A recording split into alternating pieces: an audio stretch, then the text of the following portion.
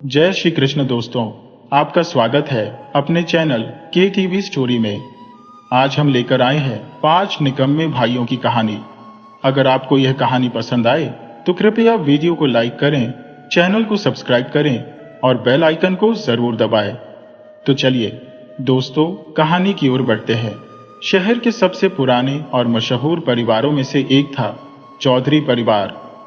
यह परिवार कभी अपनी इज्जत और नाम के लिए जाना जाता था, लेकिन आज एक बड़ी मुश्किल में फंसा हुआ था। चौधरी सुजान सिंह, जो इस परिवार के मुखिया थे, उनका देहांत हो चुका था। उनके जाने के बाद अब सबसे बड़ा सवाल यह था कि उनकी बड़ी संपत्ति का क्या होगा। उनके 5 बेटे थे, लेकिन पांचों ही निकम्मे थे। किसी को मेहनत करना पसंद नहीं था, किसी को व्यापार की समझ नहीं थी और किसी को जिम्मेदारी उठाने में कोई दिलचस्पी नहीं थी। पिता की मौत के बाद वे सभी अपनी अपनी चालें चलने लगे ताकि सबसे ज्यादा फायदा उन्हीं को मिले। घर के बड़े हॉल में वसीयत पढ़ने के लिए वकील को बुलाया गया था। पांचों भाई वहां मौजूद थे। सबसे बड़ा भाई हरीश, जो खुद को सबसे होशियार समझता था, अपनी कुर्सी पर बैठा था, मानो उसे पहले से पता हो कि सारी संपत्ति उसी की होने वाली है। दूसरा भाई संजय, जो हमेशा शराब और जुए में डूबा रहता था, उतावला होकर वकील से जल्दी पढ़ने के लिए कह रहा था।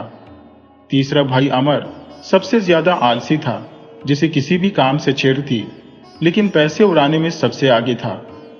चौथा भाई आलोक खुद को सबसे बड़ा चालाक समझता था और सोच रहा था कि कैसे बाकी भाइयों को बेवकूफ बनाकर सबसे ज्यादा हिस्सा ले ले।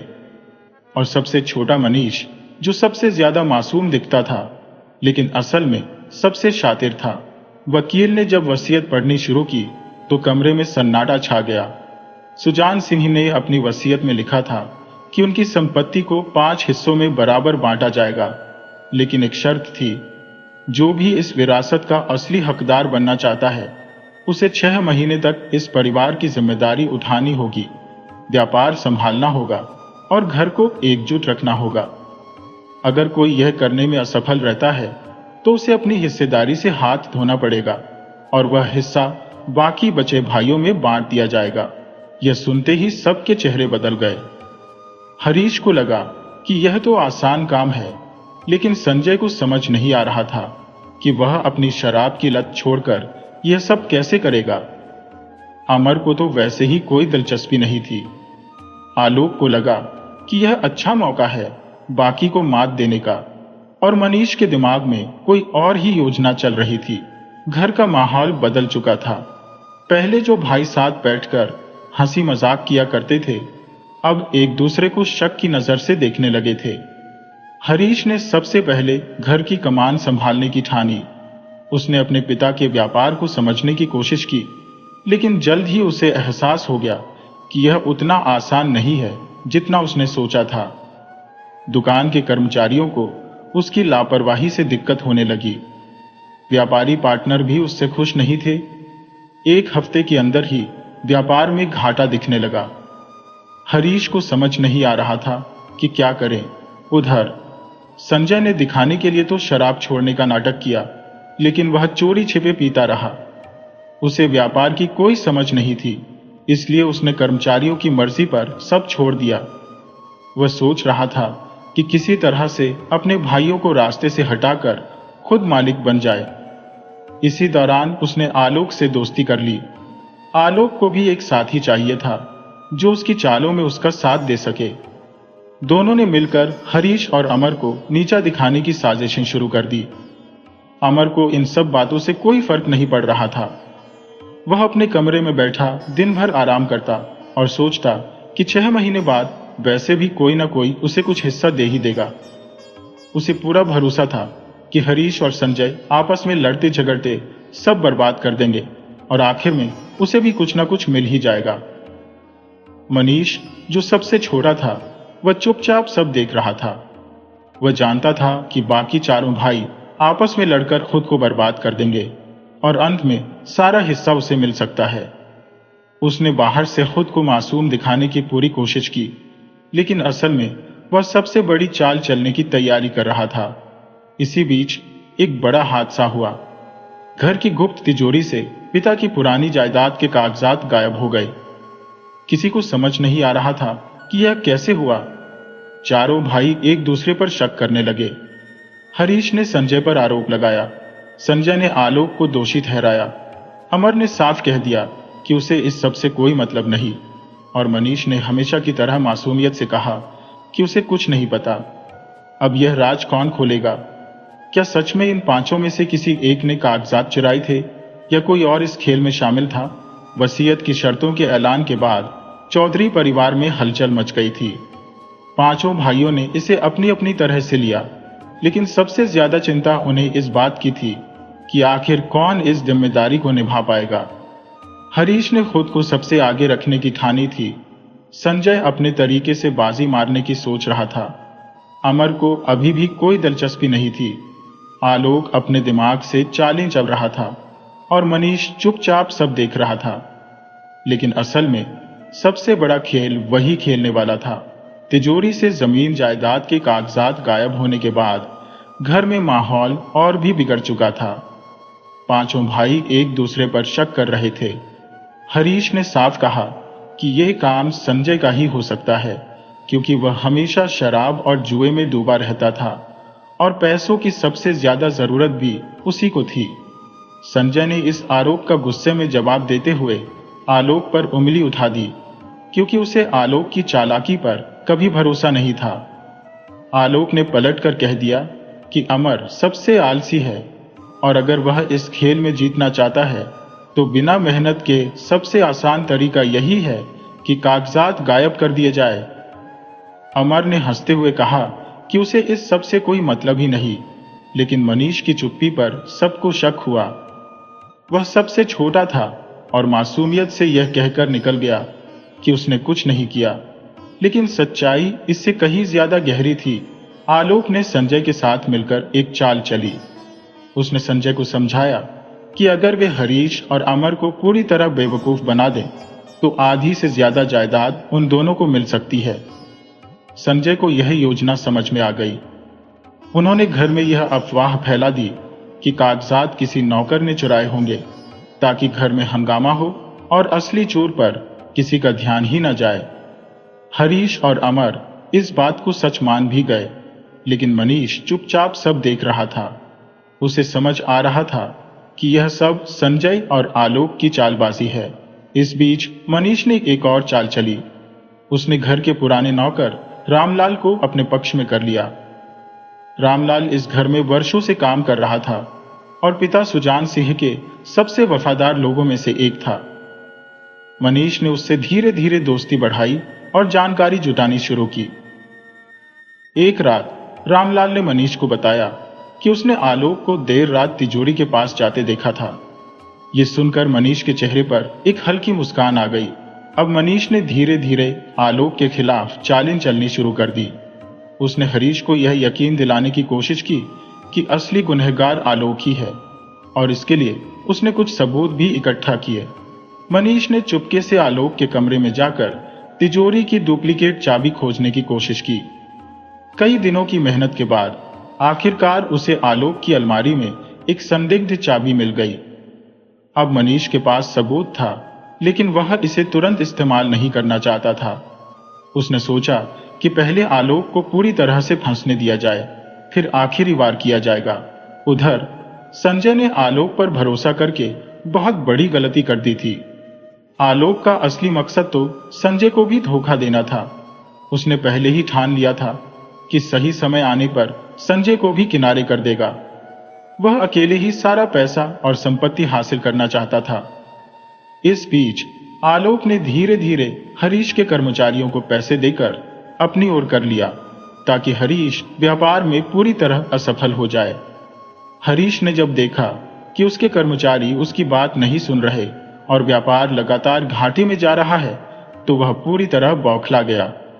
अमर, जो इन सब चीजों में ज्यादा दिलचस्पी नहीं लेता था, उसने सोचा कि अगर सब कुछ यूं ही चलता रहा तो आखिर में कुछ भी नहीं बचेगा।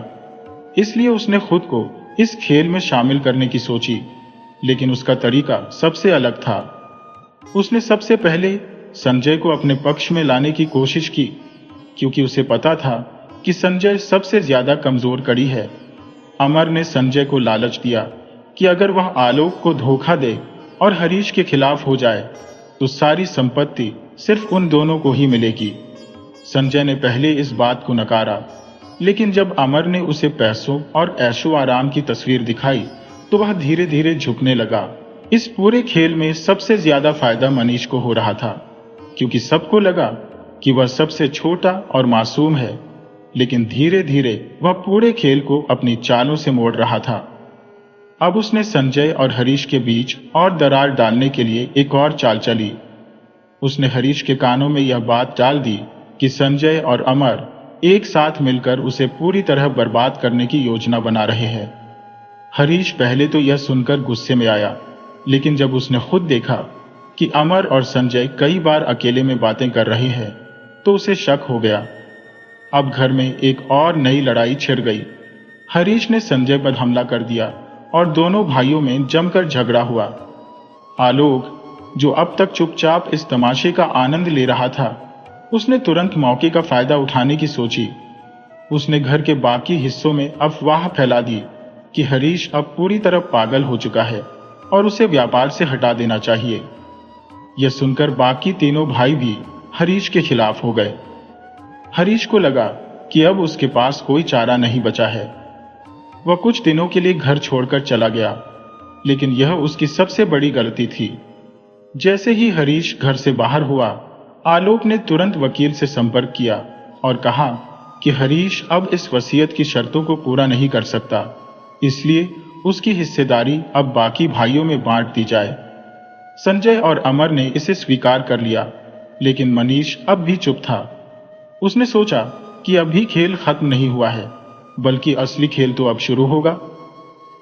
हरीश के घर छोड़कर जाने के बाद हवेली का माहौल पूरी तरह बदल चुका था। आलोक अब खुद को सबसे ऊपर समझने लगा था।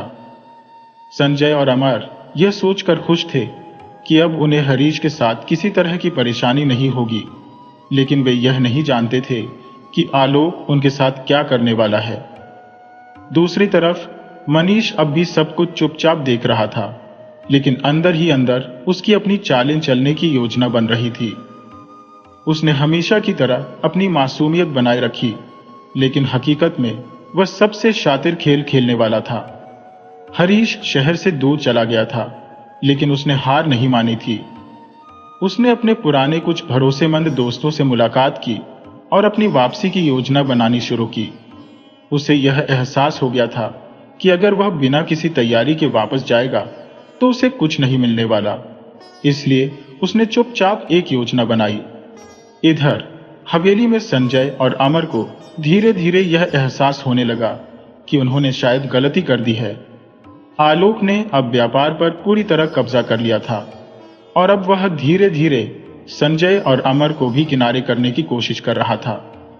उसने दोनों भाइयों को व्यापार में कोई खास हिस्सा नहीं दिया और सारे बड़े फैसले खुद लेने लगा। संजय को जब यह एहसास हुआ कि उसके हाथ से चीजें निकल रही हैं, तो वह गुस्से में आ गया। उसने आलोक से इस बारे में बात करने की कोशिश की, लेकिन आलोक ने उसे यह कहकर चुप कर दिया कि वह अब खुद ही सब कुछ संभालेगा। संजय को समझ आ गया कि आलोक ने उसे सिर्फ इस्तेमाल किया था। अमर अब भी पूरी तरह लापरवाह था, लेकिन जब उसने देखा कि संजय की हालत बिगड़ रही है तो उसे भी चिंता होने लगी। उसे भी यह एहसास हुआ कि वह एक गलत जाल में फंस चुका है। संजय और अमर दोनों ने मिलकर आलोक के खिलाफ जाने का फैसला किया, लेकिन यह इतना आसान नहीं था। आलोक अब पूरी तरह ताकतवर हो चुका था और उसके पास हवेली के सारे दस्तावेज भी थे। इसी बीच मनीष ने अपनी चालें तेज कर दी। उसने चुपचाप संजय और अमर को आपस में लड़वाने की योजना बनाई। उसने संजय के कानों में यह बात डाल दी कि अमर ने आलोक से मिलकर उसे धोखा देने की योजना बनाई है। संजय को पहले इस पर यकीन नहीं हुआ, लेकिन जब मनीष ने उसे कुछ झूठे सबूत दिखाए तो संजय को पूरा भरोसा हो गया कि अमर ही असली गद्दार है। संजय अब पूरी तरह अमर के खिलाफ हो चुका था और उसने तय किया कि वह जल्द ही उससे बदला लेगा। आलोक इस सब तमाशे का मजा ले रहा था, लेकिन उसे यह अंदाजा नहीं था कि मनीष धीरे धीरे उसे भी फंसाने की तैयारी कर रहा था। मनीष ने हवेली के पुराने कर्मचारियों से दोस्ती कर ली और उनसे सारी अंदरूनी जानकारी लेना शुरू कर दिया। उसे पता चला कि आलोक ने कई गैर कानूनी सौदे किए हैं और अगर यह सब बाहर आ गया तो वह बर्बाद हो जाएगा। हरीश इस बीच वापस आने की योजना बना चुका था। उसने चुपचाप अपने वकील से मुलाकात की और कानूनी तौर पर अपनी हिस्सेदारी बचाने के लिए जरूरी दस्तावेज इकट्ठा किए। फिर वह एक रात अचानक हवेली लौट आया। उसकी वापसी ने सबको चौंका दिया। संजय और अमर को लगा कि अब उनका खेल खत्म हो गया है, लेकिन सबसे ज्यादा परेशानी आलोक को हुई। उसे डर था कि अगर हरीश ने अपना दावा ठोक दिया तो उसकी मेहनत पर पानी फिर जाएगा। हरीश ने आते ही सबको चैलेंज किया कि वह अपनी जायदाद का हिस्सा लेकर रहेगा। आलोक ने उसे रोकने की कोशिश की, लेकिन इस बार हरीश ने पूरी तैयारी कर रखी थी। उसने कोर्ट के दस्तावेज दिखाए जिनमें यह साफ था कि अगर उसे जायदाद में उसका हिस्सा नहीं मिला तो कानूनी कार्रवाई होगी। आलोक को समझ आ गया कि मामला अब उसके हाथ से बाहर निकल रहा है। इस बीच मनीष ने अपने सबसे बड़े दांव खेलने की सोची। उसने संजय और अमर को आपस में इतनी नफरत से भर दिया कि दोनों एक दूसरे के दुश्मन बन गए। संजय ने अमर पर हमला करने की कोशिश की और घर में जबरदस्त लड़ाई छिड़ गई। इसी मौके का फायदा उठाकर मनीष ने चुपचाप एक जरूरी दस्तावेज चोरी कर लिया, जो यह साबित करता था कि आलोक ने हवेली के कागजात फर्जी तरीके से अपने नाम करवाए थे। अब मनीष के पास वह आखिरी सबूत था जिससे वह आलोक को पूरी तरह से बर्बाद कर सकता था, लेकिन उसने अब भी इसे किसी को नहीं दिखाया। वह इंतजार कर रहा था सही मौके का, जब वह सबके सामने यह खुलासा करेगा और खुद को सबसे ऊपर साबित करेगा। हरीश ने आलोक को चुनौती दी कि अगर उसमें हिम्मत है तो वह ईमानदारी से सब कुछ साबित करे, लेकिन आलोक के पास कोई ठोस जवाब नहीं था। इसी बीच संजय और अमर की दुश्मनी इतनी बढ़ गई कि दोनों ने घर छोड़ने का फैसला कर लिया। आलोक अब पूरी तरह अकेला रह गया था। अब सबसे बड़ा सवाल यह था कि आखिर मनीष कब और कैसे अपने असली इरादे सबके सामने लाएगा। क्या हरीश अपनी जायदाद वापस ले पाएगा और आलोक, जो अब तक सबसे चालाक बन रहा था, क्या वह मनीष के जाल में फंसेगा? हरीश की वापसी के बाद हवेली में हड़कंप मच गया था। आलोक, जो खुद को सबसे ताकतवर समझ रहा था, अब पहली बार घबराया हुआ नजर आ रहा था। संजय और अमर पहले ही आपस में लड़कर कमजोर हो चुके थे और मनीष अपनी चालें तेज कर रहा था। हरीश ने खुलकर ऐलान कर दिया कि अब वह अपना हिस्सा लेकर ही रहेगा, चाहे कुछ भी हो जाए। आलोक ने हरीश को धमकाने की कोशिश की, लेकिन इस बार हरीश किसी भी तरह से दबने वाला नहीं था।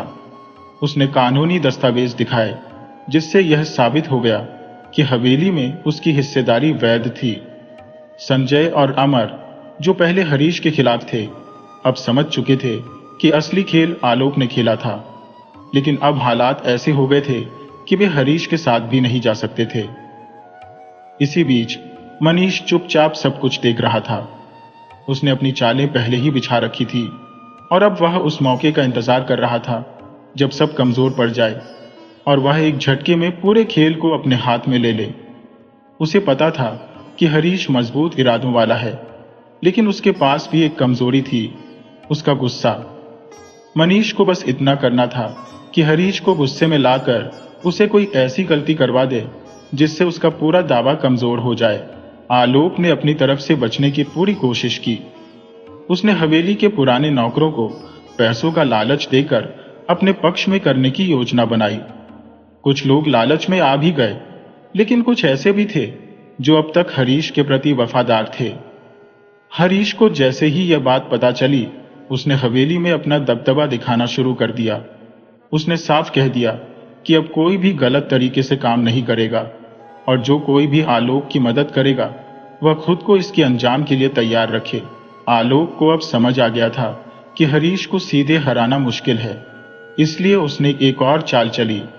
उसने कुछ गुंडों को बुलाया और उन्हें आदेश दिया कि वे हरीश को डराने के लिए हमला करें। रात के अंधेरे में जब हरीश अकेला था, तभी उस पर हमला हुआ। लेकिन हरीश कोई कमजोर इंसान नहीं था। उसने बहादुरी से लड़ाई की और गुंडों को भगा दिया। लेकिन इस घटना के बाद हरीश को एहसास हो गया कि आलोक अब किसी भी हद तक जा सकता है। इस सब के बीच मनीष धीरे धीरे अपनी अगली चाल की तरफ बढ़ रहा था। उसने चोरी से हवेली के कागजात हासिल कर लिए थे और अब उसके पास वह सबूत था जिससे वह आलोक को पूरी तरह से खत्म कर सकता था।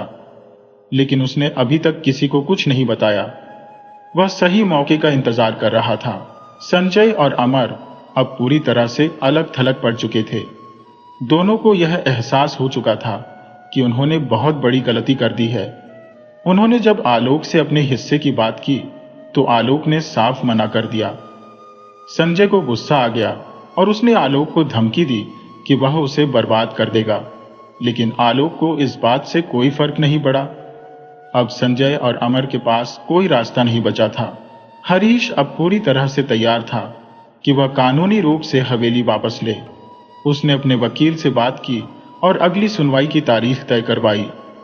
यह सुनवाई बहुत महत्वपूर्ण होने वाली थी, क्योंकि अगर हरीश जीत जाता तो आलोक को हवेली छोड़नी पड़ती।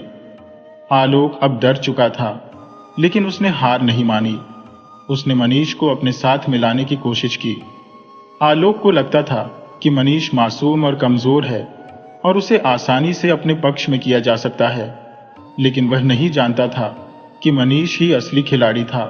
मनीष ने आलोक को भरोसा दिलाया कि वह उसकी मदद करेगा और बदले में आलोक ने उसे कुछ पैसे देने की पेशकश की। मनीष ने यह दिखाया कि वह आलोक का साथ देने के लिए तैयार है, लेकिन असल में वह उसकी हर चाल पर नजर रख रहा था। जब सुनवाई का दिन आया तो सभी लोग कोर्ट में मौजूद थे। हरीश अपने वकील के साथ पूरी तैयारी में था, लेकिन तभी कुछ ऐसा हुआ जिसकी किसी ने कल्पना नहीं की थी। मनीष अचानक कोर्ट में खड़ा हुआ और उसने सबके सामने हवेली के असली दस्तावेज पेश कर दिए। ये वही दस्तावेज थे जो आलोक ने फर्जी तरीके से अपने नाम करवाए थे। कोर्ट में सब दंग रह गए। आलोक को इस बात का अंदाजा भी नहीं था कि मनीष उसके साथ इतना बड़ा खेल खेलेगा। जज ने जब दस्तावेज देखे तो साफ हो गया कि आलोक ने धोखाधड़ी की थी। कोर्ट का फैसला हरीश के पक्ष में आया और उसे हवेली वापस मिल गई। आलोक को कोर्ट से आदेश मिला कि वह तुरंत हवेली खाली करे और अगर उसने कोई विरोध किया तो उसे जेल जाना होगा। आलोक के पास अब कोई रास्ता नहीं बचा था। उसे मजबूरी में हवेली छोड़नी पड़ी। संजय और अमर, जो पहले हरीश के खिलाफ थे, अब उसके पास आए और माफी मांगने लगे। लेकिन हरीश को अब किसी पर भरोसा नहीं था। उसने साफ कह दिया कि जिसने एक बार धोखा दिया वह दोबारा भी दे सकता है।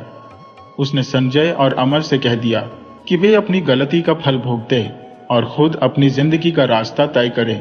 अब हवेली पूरी तरह से हरीश के कब्जे में थी। लेकिन असली सवाल यह था कि मनीष ने यह सब क्यों किया। क्या उसने यह सब हरीश की मदद के लिए किया था या उसके पीछे कोई और योजना थी? मनीष के चेहरे पर एक रहस्यमयी मुस्कान थी। वह बिना कुछ कहे वहां से चला गया, लेकिन उसकी आंखों में ऐसा कुछ था जो यह बताता था कि खेल अभी खत्म नहीं हुआ है। हरीश को अपनी जीत पर खुशी तो थी, लेकिन वह जानता था कि कहानी अभी पूरी नहीं हुई है। मनीष ने आखिर तक अपने इरादे किसी पर जाहिर नहीं किए थे और यह बात हरीश को बेचैन कर रही थी। अब सबसे बड़ा सवाल यह था कि मनीष के असली इरादे क्या थे। क्या वह सिर्फ आलोक को हटाना चाहता था या उसकी कोई और योजना थी? और क्या हरीश को अब भी इस खेल में कोई नया खतरा था? हवेली पर हरीश का कब्जा हो चुका था, लेकिन माहौल में अब भी एक अजीब सी बेचैनी थी। आलोक हार चुका था। संजय और अमर अब हरीश के सामने झुक चुके थे और मनीष, वह अब भी एक रहस्य बना हुआ था। हरीश जानता था कि खेल पूरी तरह खत्म नहीं हुआ है। उसे यह बात परेशान कर रही थी कि मनीष ने इतनी चालाकी से सब कुछ क्यों किया। अगर वह चाहता तो पहले ही सच बता सकता था, लेकिन उसने आखिर तक इंतजार किया। मनीष अब भी चुप था। वह हवेली में घूमता, कुछ सोचता रहता और बस मुस्कुराता। हरीश ने उससे सीधे सवाल किया, मनीष, तुमने आखिर यह सब क्यों किया? तुम्हारा असली मकसद क्या था? मनीष मुस्कुराया और बोला, भैया, कुछ सवालों के जवाब वक्त खुद देता है। सही समय आने पर तुम्हें सब समझ आ जाएगा। हरीश इस जवाब से संतुष्ट नहीं था, लेकिन उसने मनीष को ज्यादा नहीं टोका। उसे लगा कि शायद मनीष अब कुछ अच्छा ही करेगा।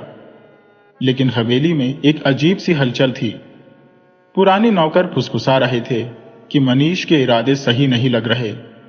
संजय और अमर भी मनीष की हरकतों से घबराए हुए थे। एक रात हवेली में कुछ अजीब हुआ। मनीष अचानक गायब हो गया। किसी को समझ नहीं आया कि वह कहाँ गया। आलोक पहले ही हारकर हवेली छोड़ चुका था।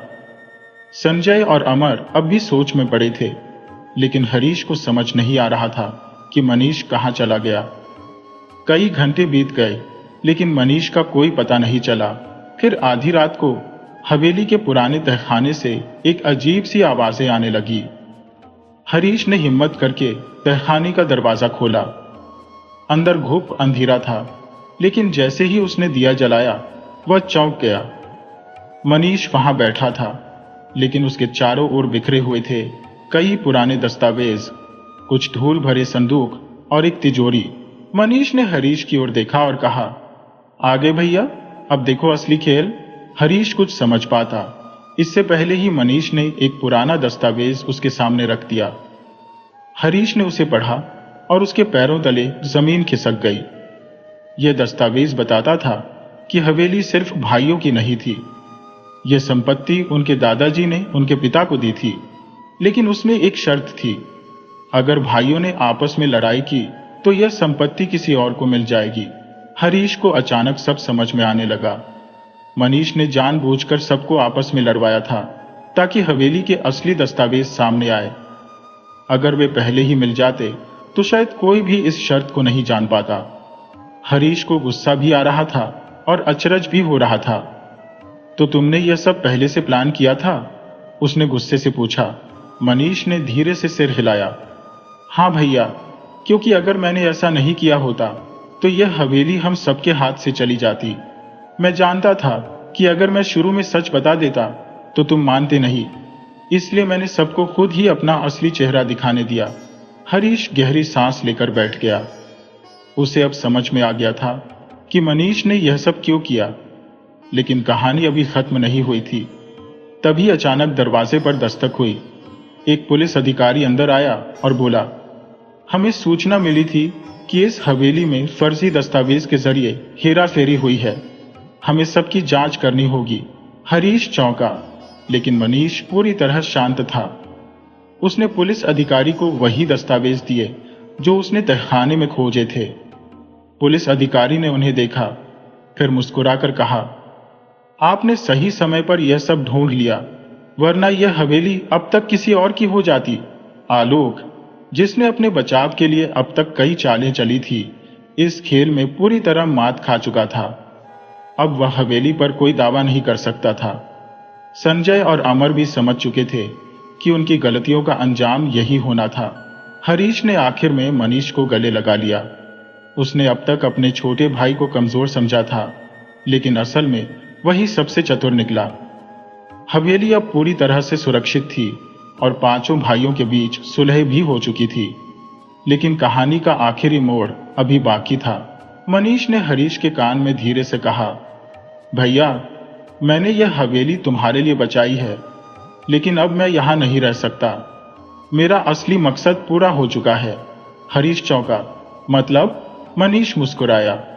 मतलब यह कि मैं यहां से जा रहा हूं। मैं अपनी खुद की पहचान बनाना चाहता हूं, और मैं जानता हूं कि अब यह हवेली तुम्हारे हाथ में सुरक्षित रहेगी। हरीश ने उसे रोकने की कोशिश की, लेकिन मनीष चला गया। वह अपनी एक नई यात्रा पर निकल पड़ा, अपने भविष्य की तलाश में। हरीश, संजय और अमर हवेली में रह गए, लेकिन अब वे बदले हुए थे। आलोक ने अपनी गलती की सजा पाई और अब वह कहीं दूर अंधेरे में गुम हो चुका था।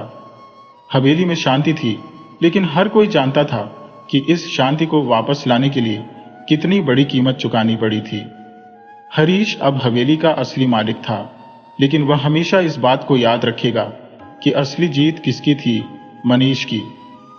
मनीष, जो सबसे कमजोर लगता था, वही सबसे बड़ा खिलाड़ी निकला।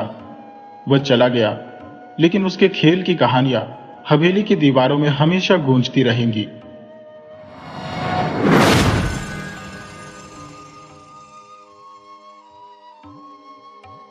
ये बात बहुत ही पुरानी है, जब एक छोटे से नगर में एक साधु रहता था।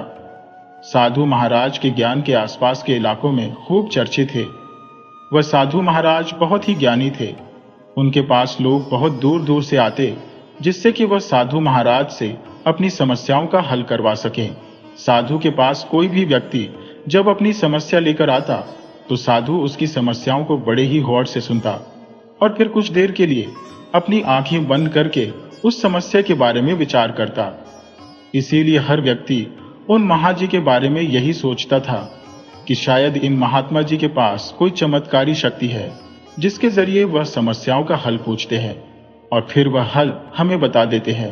एक बार एक नौजवान ने महात्मा जी से पूछ भी लिया कि क्या आपके पास कोई ऐसी चमत्कारी शक्ति है जिसकी वजह से आप हम लोगों की समस्याओं का हल करते हो, या फिर आपके पास कोई दिव्य दृष्टि है जिससे कि आप लोगों की समस्याएं हल करते हैं। नौजवान की बात सुनकर साधु मुस्कुराने लगा, लेकिन उसने कोई जवाब नहीं दिया। कुछ दिनों के बाद उस नगर में एक बड़ी ही अजीब सी घटना घटी।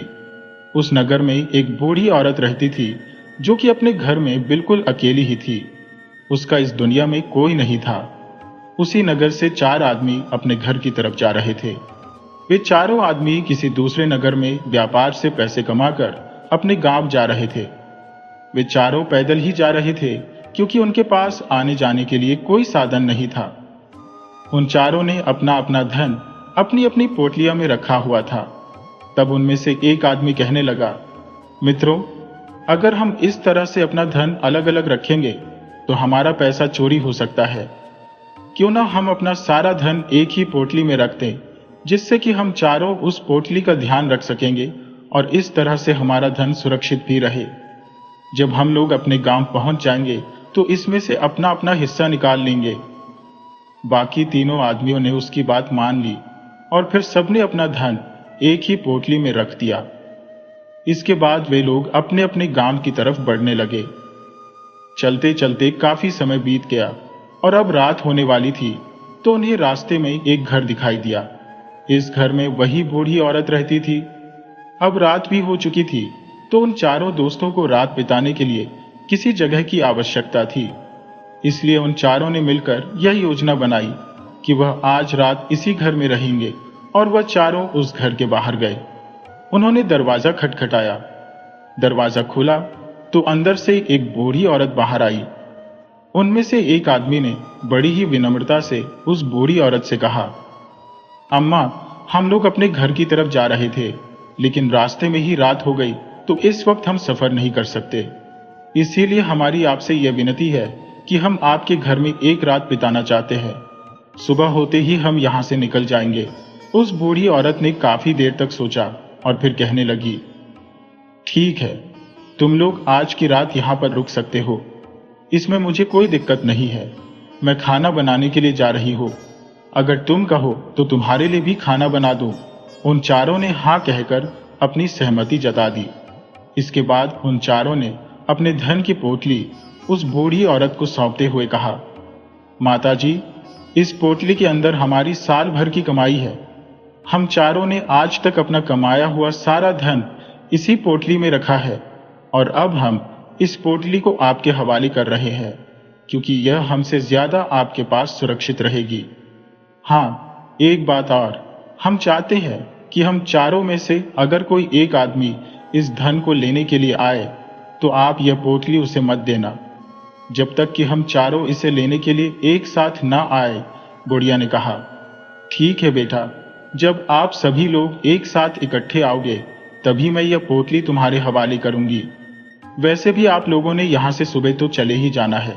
मैं तुम्हें सुबह ही तुम्हारी पोटली वापस कर दूंगी।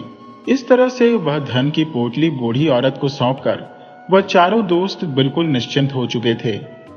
अब उनका धन बिल्कुल सुरक्षित था और फिर वह खाना खाकर सो गए।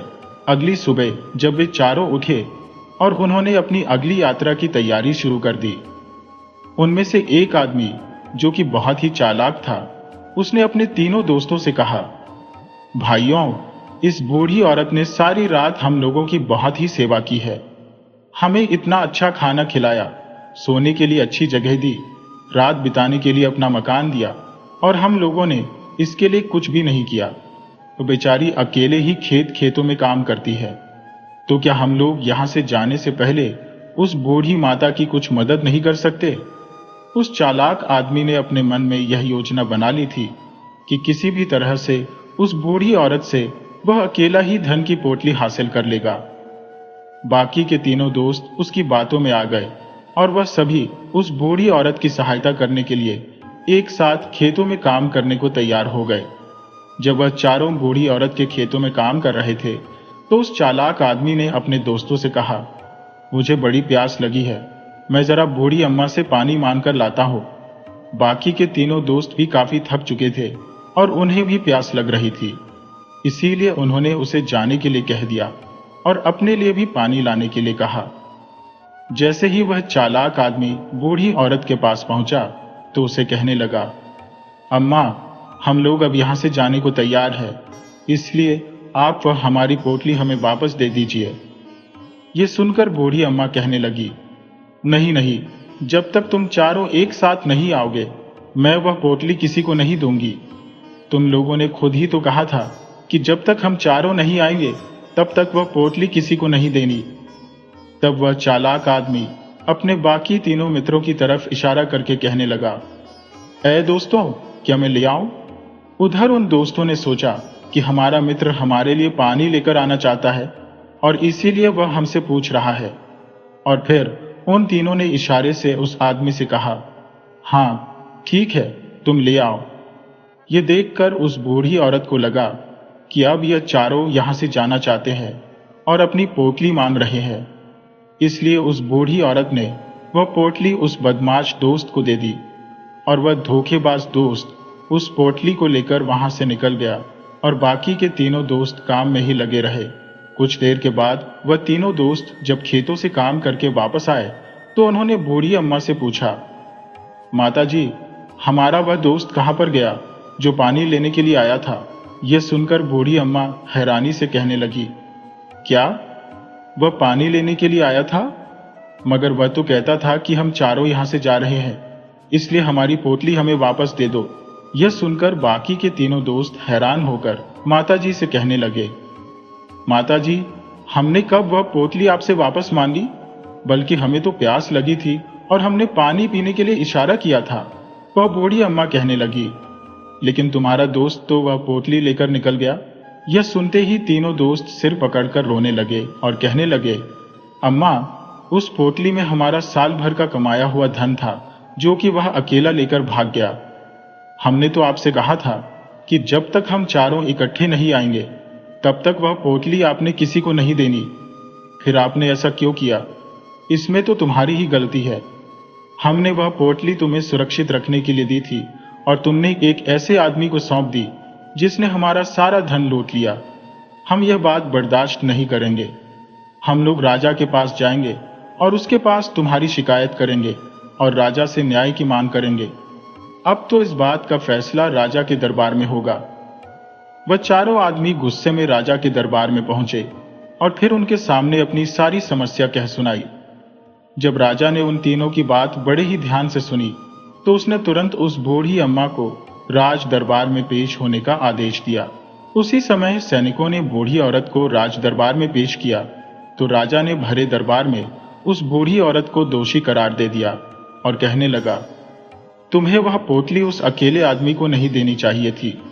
जब उन्होंने तुमसे कहा था कि जब तक वह लोग एक साथ उस पोटली को लेने के लिए नहीं आएंगे, तब तक तुम वह धन किसी को नहीं दोगी। इसलिए गलती तुम्हारी है और तुमको इनका जुर्माना भरना पड़ेगा।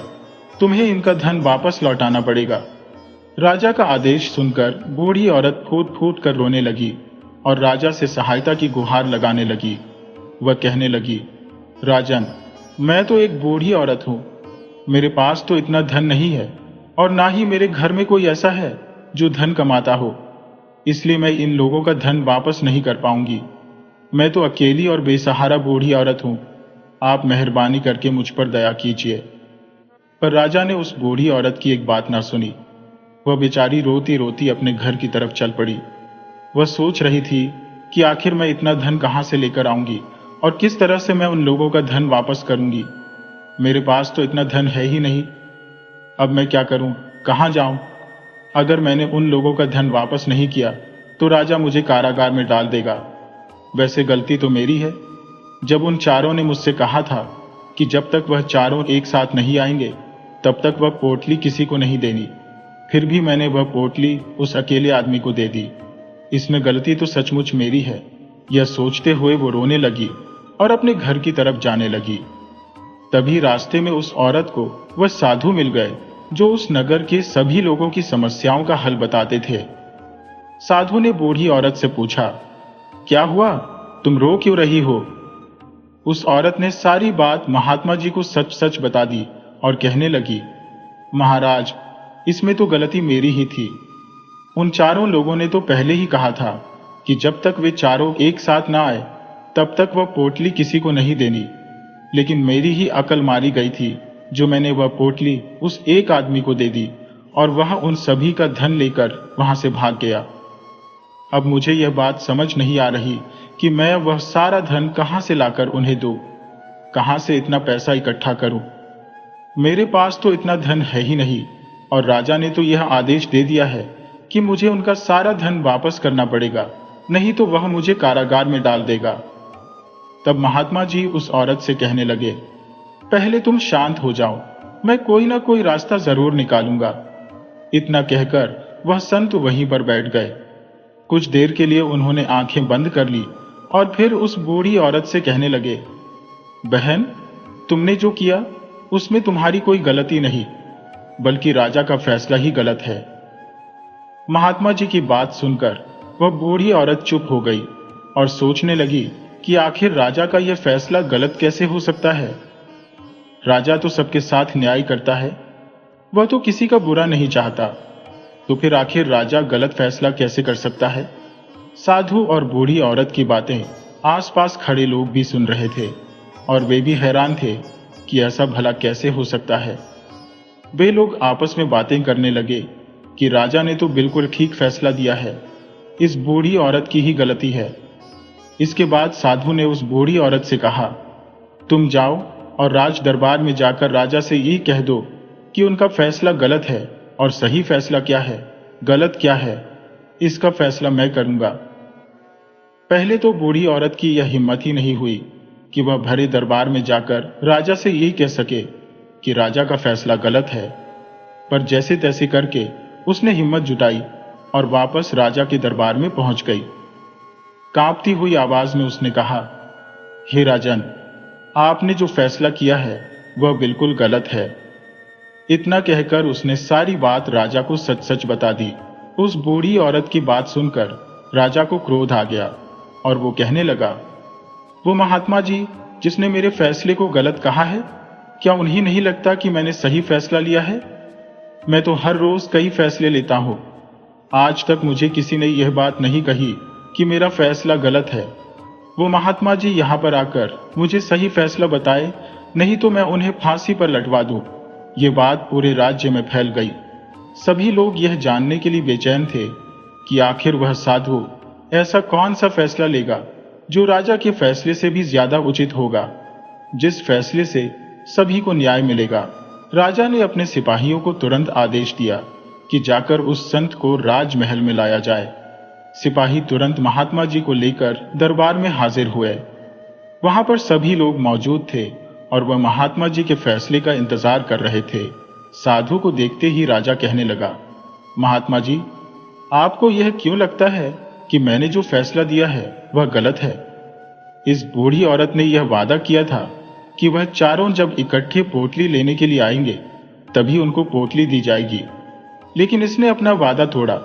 इसमें इसकी ही गलती है कि इसने उस एक अकेले आदमी को पोटली कैसे दे दी।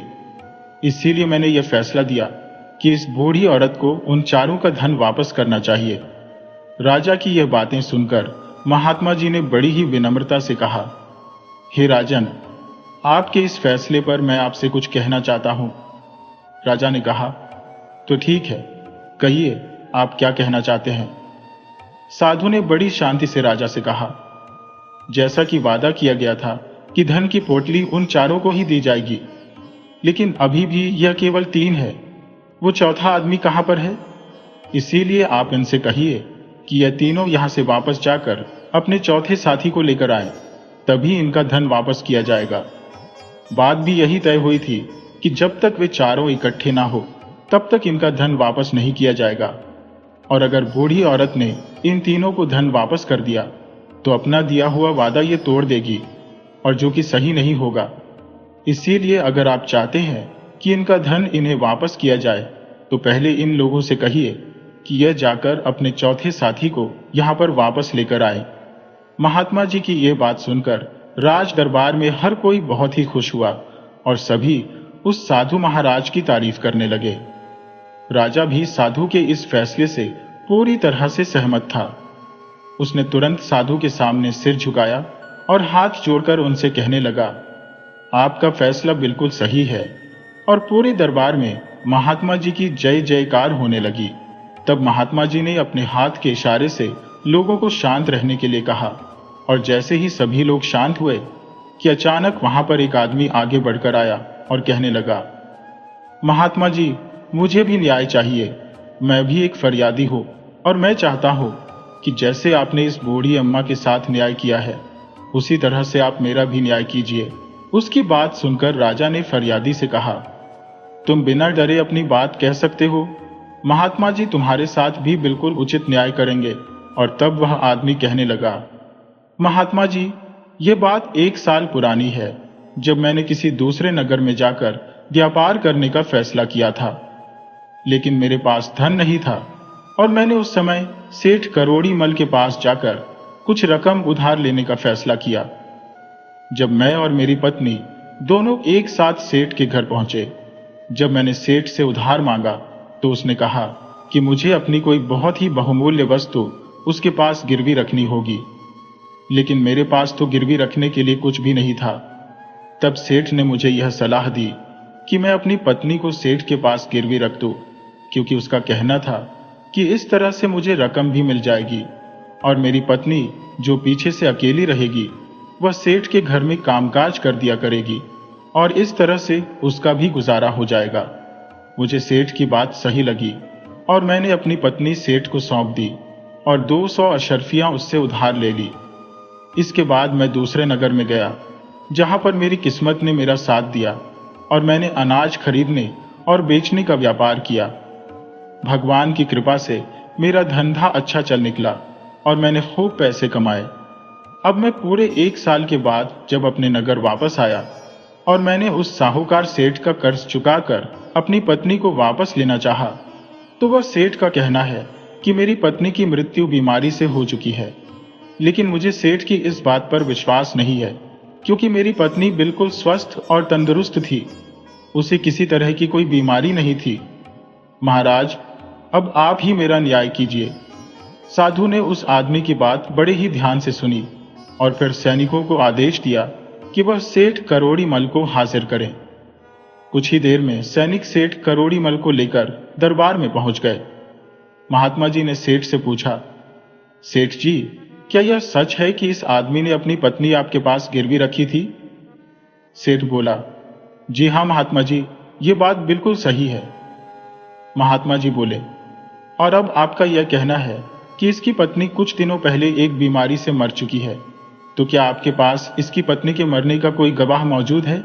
अगर ऐसे कोई गवाह है तो आप उन्हें दरबार में पेश कीजिए। साहूकार ने कहा, महाराज, गवाह के तौर पर मैं उन वैद्य जी को पेश कर सकता हूं जिन्होंने इसकी पत्नी का इलाज किया था।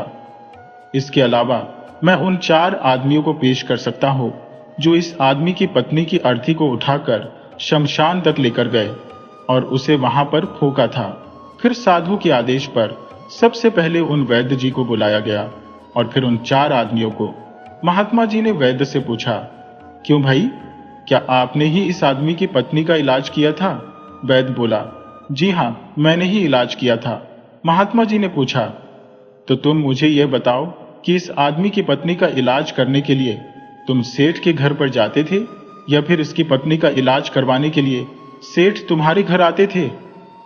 वैद्य बोला, हुजूर, सेठ जी मेरे दवाखाने में आकर खुद दवा लेकर जाते थे। महात्मा जी बोले, यानी तुम पक्के विश्वास के साथ यह नहीं कह सकते कि वह दवा सेठ जी इस आदमी की पत्नी के लिए ले जाते थे या फिर किसी और के लिए? महात्मा जी की बात सुनकर वैद्य बोला, हाँ महाराज, ये बात मैं यकीन के साथ तो नहीं कह सकता कि सेठ जी किसके लिए दवा लेकर जाते थे, लेकिन सेठ जी मुझसे दवा लेकर जरूर जाते थे। महात्मा जी ने कहा, इसका मतलब तो यह हुआ कि तुम मरीज को बिना देखे ही दवा दे रहे थे। बिना मरीज की जांच किए दवा देना तो एक बड़ा ही गंभीर अपराध है। अगर बिना किसी की जांच किए तुमने गलत दवा दे दी तो वह दवा किसी जहर का काम भी कर सकती है। हो सकता है कि तुम्हारे द्वारा दी गई गलत दवाई के कारण उस आदमी की पत्नी की मृत्यु हो गई हो। महात्मा जी की बातें सुनकर वैद्य का चेहरा पीला पड़ने लगा। वह बोला, नहीं हुजूर, ऐसा हरगिज नहीं हो सकता। मैं भला किसी मरीज को गलत दवा क्यों दूंगा? इस तरह से तो मेरी सारी इज्जत मिट्टी में मिल जाएगी। महात्मा जी ने कहा, मैं तुम्हें अपने काम के प्रति लापरवाही और एक मरीज के जीवन से खिलवाड़ करने के अपराध में 100 कोड़े लगाने का आदेश देता हूं। इसके साथ ही तुम्हारा मुंह काला करके सारे नगर में घुमाया जाएगा। अब बोलो वैद्य जी, तुम सच बोलोगे या मैं सैनिकों को तुम्हें गिरफ्तार करने का आदेश दूं? यह सुनते ही वैद्य का सारा शरीर सूखी तिनके की तरह कांपने लगा। वह महात्मा जी के चरणों में जा गिरा और कहने लगा, मुझे माफ कर दीजिए हुजूर। मैं स्वीकार करता हूं कि मैंने सेठ जी के बताए हुए किसी भी मरीज का इलाज नहीं किया। वह तो सेठ जी ने मुझे 50 स्वर्ण मुद्राएं दी थी और कहा कि अगर गवाही की आवश्यकता पड़ी तो मैं यह सब कहकर उनके पक्ष में गवाही दे दो। बस मेरा इतना ही अपराध है कि मैंने लालच में आकर इस सेठ की बात मान ली। तब महात्मा जी बोले, वैद्य जी, कुछ भी हो, तुमने अपराध तो किया है। मैं तुम्हें झूठी गवाही के अपराध में कोड़े लगाने का आदेश देता हूं। महात्मा के आदेश पर राजा के सैनिकों ने तुरंत पालन किया। सैनिक उसी समय वैद्य को भरे दरबार में कोड़े लगाने लगे। पहला कोड़ा लगते ही वो वैद्य चिल्लाने लगा और कहने लगा, महाराज, मुझ पर दया कीजिए हुजूर, मुझ पर रहम कीजिए। हर एक कोड़े के साथ वैद्य के गले से दर्दनाक आवाजें निकल रही थी। उसकी चीखें पूरे दरबार में गूंज रही थी। यह सब देखकर वह चारों आदमी जिन्होंने उस आदमी की पत्नी की अर्थी को शमशान ले जाकर फूंका था, उनके कलेजे कांपने लगे। अब उन चारों की गवाही की बारी थी। महात्मा जी ने उनसे पूछा, तुम लोगों का यह कहना है कि तुमने इस फरियादी की मरी हुई पत्नी को ले जाकर शमशान में फूंका था? मुझे यह बताओ कि अंतिम संस्कार से पहले जब मृत शरीर को स्नान करवाया जाता है, उसके बाद उसे कफन में लपेटकर अर्थी पर रखा जाता है। स्नान के दौरान क्या तुमने उस औरत का मृत शरीर देखा था? यह सुनकर चारों गवाह कहने लगे, नहीं महाराज, मृत शरीर तो हमने नहीं देखा। जब हम लोग पहुंचे तो सेठ जी ने पहले ही अर्थी तैयार कर ली थी और उसके बाद ही हम अर्थी को शमशान लेकर गए थे और फिर वहां पर हमने शव को जला दिया। उन चारों गवाहों की बातें सुनकर महात्मा जी ने कहा, तुम लोगों ने यह जानना भी उचित नहीं समझा कि उस अर्थी पर कोई मरा हुआ व्यक्ति लेटा है या फिर कोई जिंदा? कहीं ऐसा तो नहीं कि किसी वशी पदार्थ से बेहोश करके किसी व्यक्ति को वहां पर लेटा दिया गया हो और तुम उसे शमशान में ले जाकर फूंक आए? यह तो एक बहुत ही गंभीर अपराध है। इसके बदले में तुम्हें तो मृत्यु दंड की सजा हो सकती है। वैद्य की पिटाई देखकर वे लोग पहले से ही डरे हुए थे। महात्मा जी के मुंह से मृत्यु दंड की बात सुनकर उन सभी के मानो हाथ पैर ठंडे पड़ गए। इसके बाद महात्मा जी ने विजय भाव से महाजन की तरफ देखा। जैसे ही महात्मा जी ने महाजन को देखा तो महाजन के चेहरे का रंग पीला पड़ गया। महात्मा जी ने सेठ से कहा, सेठ, तुम्हारे 5 गवाहों की तो पहले ही हवा निकल चुकी है। अब तुम मुझे यह बताओ कि किसी की इच्छा के बिना उसकी पत्नी को जबरदस्ती घर में रखने और अपहरण के अपराध में तुम्हें कौन सी सजा देनी चाहिए? महात्मा जी की बात सुनकर सेठ करोड़ी मल का चेहरा एकदम से सफेद पड़ गया। उसके मुंह से एक शब्द नहीं निकल रहा था। तब महात्मा ने कहा, सेठ जी, इससे पहले कि मैं तुम्हें 5 साल के कठोर कारावास की सजा दूं, अभी भी समय है। तुम इस फरियादी की पत्नी को दरबार में पेश कर दो, तो मैं तुम्हारी सजा कुछ कम कर सकता हूं। महाजन ने तुरंत अपने कुछ नौकरों को अपने घर पर भेजा और उस फरियादी की पत्नी को दरबार में पेश किया। महात्मा ने फरियादी की पत्नी को उस फरियादी को सौंप दिया और फिर सेठ को 3 महीने के लिए कारागार में डाल दिया। झूठी गवाही देने के अपराध में उन 4 लोगों को भी कारागार में भेज दिया गया। यह सब कुछ देखकर राजा आश्चर्यचकित रह गया और वह महात्मा जी के सामने हाथ जोड़कर खड़ा हो गया और कहने लगा, महात्मा जी, आपने मुझे सिखा दिया कि न्याय कैसे किया जाता है, लेकिन आपके यह दोनों फैसले देखकर मैं हैरान हूं कि आखिर यह बातें मेरे दिमाग में क्यों नहीं आई। तब साधु राजा से कहने लगा, महाराज, आपके पास और भी बहुत से काम है। आप सारा दिन व्यस्त रहते हैं, इसीलिए आपको जल्दबाजी में फैसले लेने पड़ते हैं। आपने इस मामले को सुना और समझा, लेकिन सही फैसला देने में आप गलती कर गए। आपने इस बुढ़िया के मामले को केवल ऊपरी तौर पर देखा, लेकिन आप इसकी गहराई में नहीं गए। अगर आप अपने दरबार में आने वाले सभी मामलों को गहराई से देखेंगे, तो आप भी सही फैसले ले सकेंगे, क्योंकि जब तक हम किसी मामले की गहराई में नहीं जाते, हम उसका हल नहीं ढूंढ सकते। हम में से बहुत से लोग अपने फैसले जल्दबाजी में लेते हैं, चाहे वह मामला कितना भी गंभीर क्यों ना हो, क्योंकि हमें तो सिर्फ अपना अधिकार चाहिए और हमारा यश होना चाहिए, चाहे वह फैसला आगे जाकर हमें नुकसान ही क्यों ना दे। साधु ने आगे कहा, कई लोगों को लगता है कि मेरे पास ऐसी कोई दिव्य शक्ति है जिससे मैं किसी भी समस्या का हल ढूंढ लेता हूं, पर मैं एक बात आपको सच सच बता दूं कि मेरे पास ऐसी कोई शक्ति नहीं है। मैं तो सिर्फ हर मामले की गहराई तक जाता हूं, और जब मैं उस समस्या के बारे में विचार करता हूं, तो मेरे सामने कई तरह के समाधान आते हैं। जब मुझे लगता है कि इस समस्या का यही समाधान है, तभी मैं वह समाधान उस आदमी को देता हूं। अब आप अपने आप को ही देख लीजिए। आपने जल्दबाजी में फैसला लेकर उस बूढ़ी औरत की जिंदगी पूरी तरह से बर्बाद कर ही दी थी। हमारा पूरा जीवन सिर्फ एक फैसले पर निर्भर करता है। अगर वह फैसला सही हुआ तो हमारा जीवन सफल हो जाएगा, लेकिन अगर वह फैसला गलत हुआ तो हमारा जीवन नर्क से भी ज्यादा बदतर हो सकता है। इसीलिए अगर आप सही और सटीक फैसले लेना चाहते हैं, तो सबसे पहले आपको मौन रहना सीखना पड़ेगा, क्योंकि मौन रहकर ही समस्या पर विचार किया जा सकता है। हमारे द्वारा लिए गए फैसले ही हमारा भविष्य तय करते हैं। हमारी जिंदगी का अगला पड़ाव हमारे फैसले ही तय करते हैं। इसीलिए अगर आप सही फैसले लेना चाहते हैं, तो सबसे पहले मौन की शक्ति को पहचानिए, क्योंकि चुप रहकर ही आप समस्या पर विचार कर सकते हैं और फिर एक ही समस्या के कई हल आपके सामने आते हैं। जब हम कम बोलना शुरू करेंगे, तो फिर हम अंदर से शांत होते जाएंगे। जब आप अंदर से शांत होंगे, तो आपका मन साफ होने लगता है और फिर आप सही फैसले लेने लगते हैं। यही एक सही फैसला लेने का तरीका है। सारी बातें सुनकर और समझकर राजा ने साधु को धन्यवाद किया और कहा, महाराज, आपने मेरा मार्गदर्शन किया, इसके लिए मैं आपका बहुत ही आभारी हूं। मेरी इच्छा यह है कि आप मेरे महल में रहकर एक न्यायाधीश के पद पर काम करें। साधु बोला, नहीं महाराज, मैं एक साधु हूं, यह मेरा काम नहीं है। न्याय करना तो राजा का ही काम है। मैंने आपको सही फैसले लेने के लिए आपका मार्गदर्शन कर दिया, तो आप भी अपनी जनता के हक में सही फैसले ले पाएंगे। इसके बाद साधु महाराज महल से वापस लौट गए। तो दोस्तों, मुझे पूरी उम्मीद है कि आपको यह आज की कहानी बहुत ही पसंद आई होगी। तो वीडियो को लाइक कीजिए और अपने अच्छे अच्छे कमेंट करना बिल्कुल मत भूलिए। कमेंट में अपने नाम के साथ अपने शहर का नाम भी लिखिए। तो मिलते हैं आपसे किसी अगली कहानी में। तब तक के लिए अनुमति दीजिए।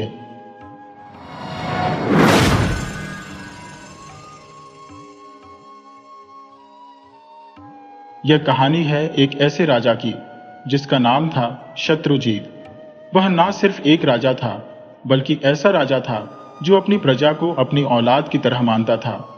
उसके शहर में कोई भूखा नहीं सोता था, कोई गरीब ऐसा नहीं था जिसे इंसाफ न मिले, और कोई अनाथ ऐसा नहीं था जिसे मदद न मिले। हर रात जब पूरा शहर सो जाता, राजा आम आदमी के कपड़े पहनकर अपने चेहरे पर थोड़ी धूल मिट्टी लगाकर चुपके से महल के पिछले दरवाजे से बाहर निकल जाता।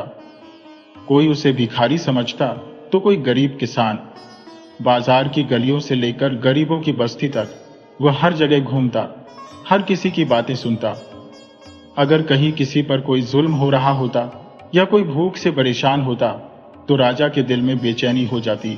अगले दिन सुबह जब वह अपनी शाही पोशाक पहनकर फिर से अपने सिंहासन पर बैठता तो वह उन घटनाओं और लोगों का इंसाफ करता जिन्हें उसने रात में देखा था।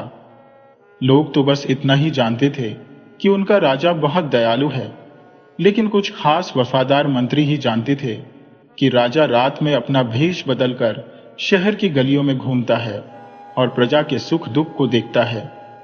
यह सिर्फ राजा का राज चलाने का तरीका नहीं था, बल्कि ऐसा करके वह लोगों के दिलों पर राज करता था। उस रात भी राजा शत्रुजीत रोज की तरह अपने नगर की गलियों में भेष बदलकर घूम रहा था। ठंडी हवा चल रही थी, घरों के दीपक बुझ चुके थे। हर गली, हर मोड़ पर राजा की नजर थी कि कहीं कोई भूखा तो नहीं, कहीं कोई मजबूर तो नहीं, कहीं किसी पर जुर्म तो नहीं हो रहा। वह एक अंधेरी गली से गुजर रहा था कि अचानक उसे धीमी आवाजें सुनाई दी। उसके कदम रुक गए और वह ध्यान से उन आवाजों को सुनने लगा। गली के एक कोने में 4 लोग चुपके से कुछ बातें कर रहे थे। उनकी बातों में चालाकी थी। राजा धीरे धीरे उनके पास गया और छिपकर उनकी बातें सुनने लगा।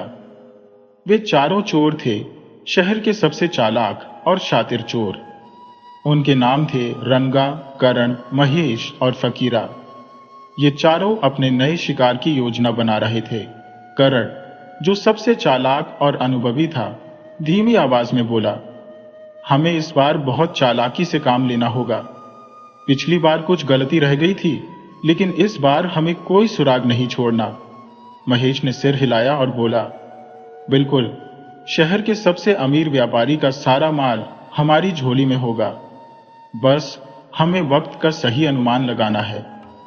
फकीरा ने चारों तरफ नजर दौड़ाई और बोला, जरा धीमे बोलो, कोई सुन ना ले। मैंने सुना है कि सम्राट ने अपने जासूस छोड़ रखे हैं। पता नहीं वह खुद भी किसी गरीब के भेष में घूमता रहता है। तब दूसरे चोर ने हंसते हुए कहा, अरे राजा हमारा क्या करेगा? वह तो महल में बैठा ऐशो आराम की जिंदगी बिता रहा है। हमें तो बस एक मौका मिलना चाहिए। हम तो राजा के सैनिकों को भी चकमा दे सकते हैं। राजा शत्रुजीत उनकी बातें बड़े ध्यान से सुन रहा था। अब उसे पूरा यकीन हो गया था कि शहर में शातिर चोरों की टोली यही है, मगर सवाल यह था कि राजा इन्हें कैसे पकड़ेगा। रात और गहरी हो रही थी, गली सुनसान थी, लेकिन दूर कहीं कुत्ते के भौंकने की आवाज आ रही थी। राजा अब और इंतजार नहीं कर सकता था। उसने अपनी कमर सीधी की, चेहरे पर एक मुस्कान लाई और धीरे धीरे उन चोरों के पास जाने लगा। वह ऐसे चलने का नाटक करने लगा जैसे कोई आवारा आदमी या किसी दूसरे शहर का अजनबी मुसाफिर हो।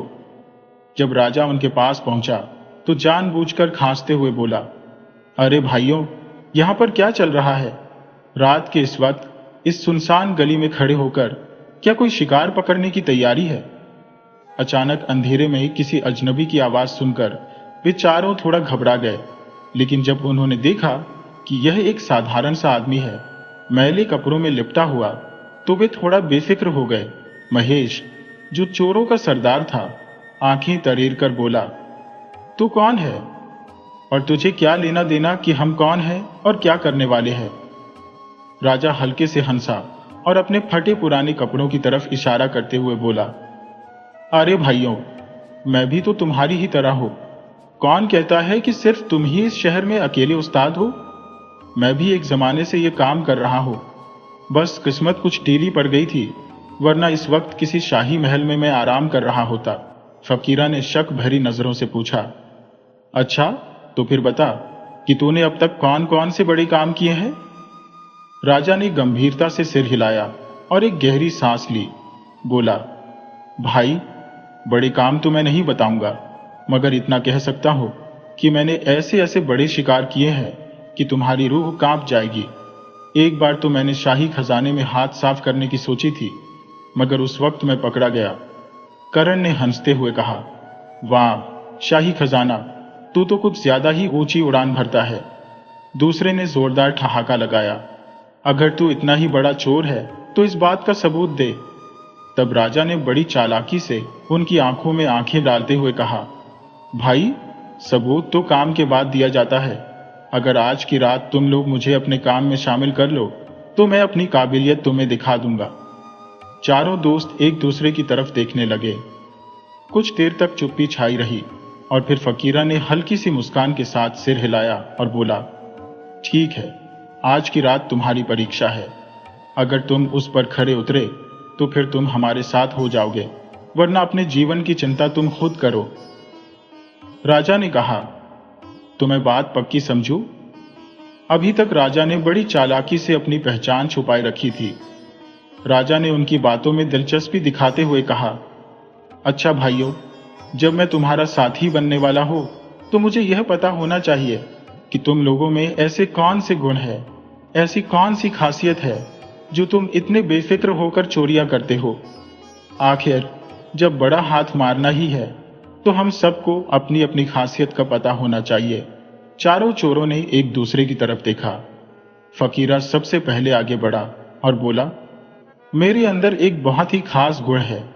मैं किसी भी जगह खड़ा होकर सिर्फ सूंघ कर बता सकता हूं कि सोना, चांदी, हीरे, मोती, कीमती खजाना कहां छिपा है। मुझे सोने चांदी की महक दूर से ही महसूस हो जाती है। इसीलिए जब भी कोई बड़ा खजाना चुराना होता है तो मेरी नाक सबसे पहले काम आती है।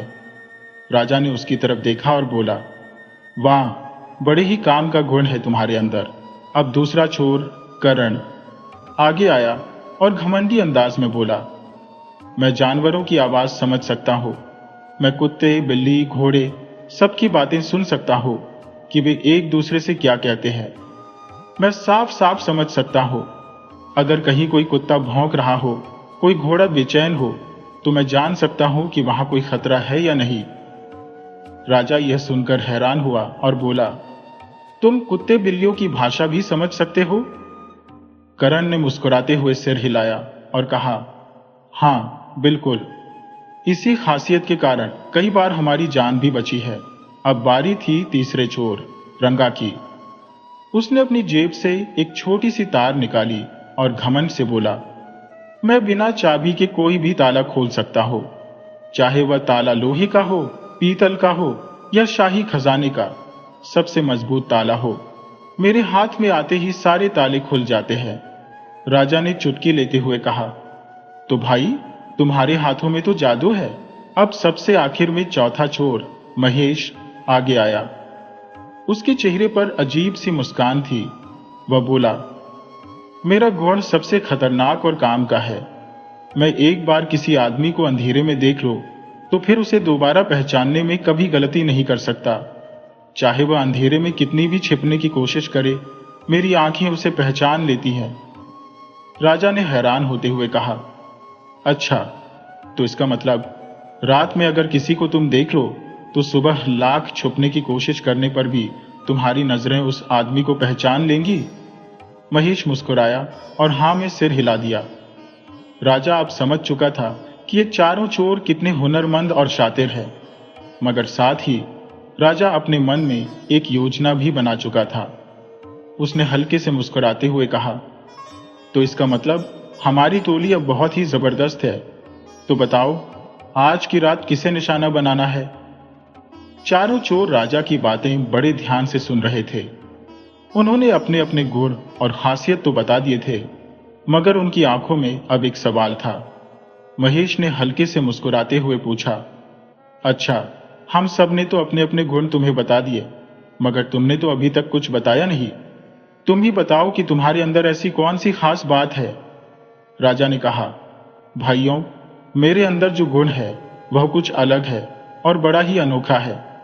अगर हम लोग कभी किसी मुसीबत में फंस जाएं या पकड़े जाएं, तो मेरी आंख के एक इशारे से हमारी सजा भी टल सकती है और जान भी बच सकती है। चारों चोर यह सुनकर चौंक गए। फकीरा बोला, क्या सिर्फ नजर के इशारे से सजा माफ हो सकती है? ये तो बड़ी कमाल का गुण है। इसका मतलब अगर हम चोरी करते हुए कभी पकड़े गए तो हम बच सकते हैं। तब उनमें से एक बोला, भाई, हम में से सबसे अच्छा और सबसे फायदे का गुण तो तुम्हारे अंदर है। अगर तुम हमारे गिरोह में आ जाओ तो हमें किसी चीज की कोई फिक्र नहीं रहेगी। मगर राजा के मन में कुछ और ही चल रहा था। उसने कुछ सोचते हुए कहा, भाइयों, इन छोटी मोटी चोरियों से कुछ हासिल होने वाला नहीं है। अगर अपनी पूरी जिंदगी आराम से गुजारना चाहते हो तो सीधा राजा के खजाने पर हाथ साफ करो। वहां इतनी दौलत मिल जाएगी कि फिर दोबारा कभी किसी चीज की कमी नहीं रहेगी। पूरी जिंदगी आराम से बैठकर खाएंगे। यह बात सुनकर उन चारों चोरों की आंखों में लालच चमकने लगा। फकीरा ने जोश में कहा, वाह, ये हुई ना बात। हमें एक ही बार में इतना माल मिल जाएगा कि दोबारा कभी चोरी नहीं करनी पड़ेगी। वे चारों चोर राजा की इस योजना पर काम करने के लिए तैयार हो गए। राजा, जो अंदर ही अंदर बहुत खुश था कि ये चारों चोर उसकी चाल में फंस गए, अब वे सभी तेजी से महल की तरफ चल पड़े। अंधेरी और सुनसान गलियों से होते हुए वे महल के बिल्कुल करीब पहुंचे कि तभी एक कुत्ता जोर जोर से भौंकने लगा। कुत्ते की आवाज सुनते ही वे सभी चौकन्ने हो गए। फकीरा ने करण की तरफ देखा, क्योंकि करण ही था जो जानवरों की भाषा समझता था। फकीरा बोला, अरे भाई, सुनो तो ये कुत्ता क्या कह रहा है। क्या कहीं कोई खतरा है? करण ने कुछ देर तक कुत्ते की आवाज सुनी और फिर अचानक उसका चेहरा फीका पड़ने लगा। उसकी आंखों में अजीब सा डर झलक रहा था। वह बोला, भाइयों, ये कुत्ता कुछ बड़ी ही अजीब बात कह रहा है। क्या बोल रहा है? जल्दी बताओ, दूसरे ने कहा। करण बोला, यह कुत्ता कहता है कि तुम्हारे साथ इस समय नगर का राजा चल रहा है। जैसे ही कर्ण ने कुत्ते की बात बताई, एक पल के लिए वे सभी हैरान रह गए और परेशान होकर एक दूसरे की तरफ देखने लगे। लेकिन तभी अचानक रंगा जोर से हंसने लगा और बोला, यह तो क्या बकता है? और फिर चारों चोर जोर जोर से हंसने लगे। बोले, अरे राजा, क्या कोई भिखारी है जो इतनी अंधेरी गलियों में घूमेगा? वह तो इस समय अपने मखमली गद्दों पर आराम कर रहा होगा, और तू कहता है कि वह हमारे साथ चोरी करने आएगा। उनमें से एक कहने लगा, भाई, लगता है इस बार तुमसे कुत्ते की भाषा समझने में कुछ गड़बड़ी होगी। करण बोला, भाइयों, मैं तो वही बता रहा हूं जो कुत्ता बोल रहा था। शायद यह बात उसने किसी और के लिए कही होगी। तब राजा ने उनसे कहा, भाइयों, मुझे तो लगता है कि यह कुत्ता भूखा है, क्योंकि जब पेट खाली होता है तब दिमाग में उल्टी सीधी बातें आती रहती हैं। हमें बिल्कुल डरना नहीं चाहिए, बल्कि इन बेकार की बातों को छोड़ो और अपने असली काम पर ध्यान दो। सबने हामी भरी और आगे की तरफ चल पड़े। राजा मन ही मन खुश था कि उसकी योजना अब सफल हो रही है। चारों चोर अब राजा के महल के अंदर घुस चुके थे, लेकिन किसी के दिल में बिल्कुल भी डर नहीं था, बल्कि उनकी आंखों में तो लालच तैर रहा था। जैसे ही वे महल में पहुंचे, फकीरा एक पल के लिए खड़ा हो गया और वहां की मिट्टी सूंघने लगा। मुस्कुराता हुआ बोला, खजाना अब ज्यादा दूर नहीं है। खजाने की खुशबू इसी तरफ से आ रही है। चलो मेरे पीछे पीछे आओ। इसके बाद सभी चोर फकीरा के पीछे पीछे चलने लगे। महल के गलियारों को पार करते हुए वे खुफिया रास्ते से खजाने वाले कमरे के बाहर पहुंच गए, जहां एक बहुत बड़ा और मजबूत दरवाजा था, जिस पर एक भारी ताला लटक रहा था। रंगा आगे बढ़ा। उसने अपनी जेब से एक पतली सी तार निकाली और ताले में डाल दी। उसकी उंगलियां बड़ी सफाई से घूम रही थी। पलक झपकते ही ताला खुल गया। रंगा मुस्कुराया और धीरे से बोला, देखा, मेरे इस हुनर के आगे कोई ताला टिक नहीं सकता। वे सभी दरवाजा खोलकर अंदर चले गए। अंदर पहुंचते ही सबकी आंखें चौंधिया गई। हर तरफ सोने के सिक्के, हीरे, जवाहरात और बेशुमार दौलत पड़ी थी। तब एक ने कहा, भाइयों, अब यह सारी दौलत हमारी हो चुकी है। अब हमारी जिंदगी बहुत आराम से कटने वाली है। इसके बाद सभी चोर अपने अपने काम में लग गए। उन्होंने सोने की अशर्फियां अपने अपने झोलों में भर ली। वे सोच रहे थे कि अब तो सारी जिंदगी उन्हें कुछ करना नहीं पड़ेगा।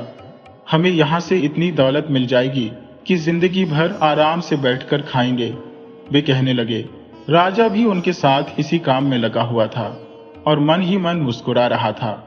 और फिर चारों चोरों ने लूट के माल में अपने अपने हिस्से बांट लिए, जिसमें से एक हिस्सा उन्होंने राजा को दे दिया। लो भाई, यह तुम्हारा हिस्सा है, तुम भी हमारे साथ आए थे, इसीलिए तुम्हें बराबरी का हिस्सा मिलेगा। लेकिन राजा ने वह थैली लेने से मना कर दिया और बोला, नहीं दोस्तों, मुझे यह सब नहीं चाहिए, मैं तो बस तुम्हारे साथ यूं ही आ गया था। महेश बोला, भाई इतनी दौलत कौन ठुकराता है? लेकिन राजा ने कहा, दोस्तों, लगता है मेरी किस्मत में आज यह दौलत नहीं लिखी थी, इसे भी तुम अपने हिस्सों में बांट लो। कुछ सोचकर उन चारों चोरों ने अपने कंधे उचकाए और सोचा, हमें क्या, अगर यह अपना हिस्सा नहीं लेना चाहता तो कोई बात नहीं, इसका हिस्सा भी हमें ही मिल जाएगा। फिर जल्दी जल्दी वे अपनी अशर्फियां गिनने लगे। राजा एक एक करके उनके पास गया और उनसे उनके नाम और पते पूछने लगा। अगर मैं फिर कभी चोरी की योजना बनाऊंगा तो तुम्हें अपने साथ ले चलूंगा। उसने फकीरा से पूछा, भाई तुमसे कहां पर मिलूं? फकीरा बोला, मैं तो बाजार के पास वाली सराय के पास ही रहता हूं। हाँ, अगर फिर से कोई बड़ा हाथ मारना हो तो वहीं पर आ जाना। इस तरह राजा ने एक एक करके उन चारों चोरों से उनके नाम और पते पूछ लिए। चारों इस बात से अनजान थे कि जिसे वे अपना साथी समझ रहे थे वह तो इस नगर का सम्राट था। इसके बाद वे सभी महल से बाहर निकल गए। चारों अपने अपने ठिकानों पर पहुंच गए, जबकि राजा नगर की अंधेरी गलियों से होता हुआ वापस अपने महल की तरफ चल दिया। उसे तसल्ली थी कि उसकी योजना सही दिशा में काम कर रही है। उसने चोरों को सजा देने के बजाय उनके गुणों की तरफ ध्यान दिया था। वह सोचने लगा, यह लोग भले ही चोर हैं, लेकिन इनके अंदर बड़े ही बेमिसाल गुण हैं। अगर इन गुणों का सही इस्तेमाल किया जाए तो ये मेरी सेना में सबसे बेहतरीन सिपाही बन सकते हैं। वह सोचने लगा कि फकीरा, जिसकी नाक सोने चांदी को सूंघ सकती है, अगर मैं उसे अपने खजाने की सुरक्षा का काम दे दूं, तो फिर किसी की क्या मजाल कि वह खजाने में सेंध लगा एसके, जो चोर हर ताला खोल सकता है। अगर वह हमारे दुश्मनों के किले में घुस जाए तो एक बेहतरीन जासूस बन सकता है। करण, जो जानवरों की भाषा समझता है, अगर वही हमारे शाही घोड़े और हाथियों की देखभाल करे तो इसमें मेरा ही फायदा होगा। महेश, जिसकी नजरें अंधेरे में भी देख सकती हैं, क्या वह मेरे महल की चौकीदारी कर रहे पहरेदार का मुखिया नहीं बन सकता? सम्राट मन ही मन सोच रहा था कि अगर मैंने इन चोरों को पकड़कर जेल में डाल दिया तो इनके सभी गुण बर्बाद हो जाएंगे, लेकिन अगर इन्हें सही रास्ते पर डाल दो तो ये मेरे सबसे बेशकीमती लोग बन सकते हैं। इस तरह का पक्का इरादा करके सम्राट अपने महल की तरफ चल दिया। उसने सोच लिया था कि वह चोरों को सजा नहीं देगा, बल्कि उनकी जिंदगी बदल देगा। सुबह का सूरज निकला तो पूरे नगर में हंगामा मच चुका था कि महल से बड़ी खबर आई है कि सम्राट का खजाना लूट लिया गया है। सारे मंत्री, सलाहकार और दरबारी महल के दरबार में जमा हो गए। हर तरफ बेचैनी थी, हर कोई अपनी सलाह दे रहा था। किसी ने कहा, जरूर यह कोई बाहर का गिरोह है जो नगर के बाहर से आया है। पूरे बाजार में छानबीन करनी चाहिए, हर गली कूचे में देखना चाहिए। किसी ने कहा, शायद महल के अंदर का कोई आदमी इसमें मिला हुआ है। दरबार में हर कोई अपने अपने सुझाव दे रहा था, मगर असली जवाब किसी के पास नहीं था। लेकिन सम्राट अपने सिंहासन पर बैठा हुआ बड़ी शांति से यह सब सुन रहा था। फिर अचानक उसने मुस्कुराते हुए अपना हाथ उठाया और बोला, मुझे अपने नगर के बारे में अच्छी तरह से पता है। मैं जानता हूं कि यह चोरी किसने की है और वे चोर इस वक्त कहां हैं। यह सुनकर पूरे दरबार में सन्नाटा छा गया। सारे मंत्री और सिपाही राजा की तरफ हैरानी से देखने लगे। एक मंत्री ने झुककर कहा, महाराज, क्या सचमुच आपको यह पता है? तब सम्राट ने बताया कि उन चोरों के नाम फकीरा, करण, रंगा और महेश हैं। ये सुनते ही दरबार में खलबली मच गई। राजा ने अपने सिपाहियों को बुलाया और उनसे कहा, हर एक चोर अपने अपने ठिकाने पर मिलेगा, उन्हें पकड़ो और मेरे सामने हाजिर करो। इतना कहकर राजा ने उन चोरों के पते और ठिकाने सिपाहियों को बता दिए। सिपाही तुरंत हरकत में आए। सिपाहियों की अलग अलग टुकड़ियां शहर के अलग अलग हिस्सों में उन चोरों को पकड़ने के लिए पहुंच गईं।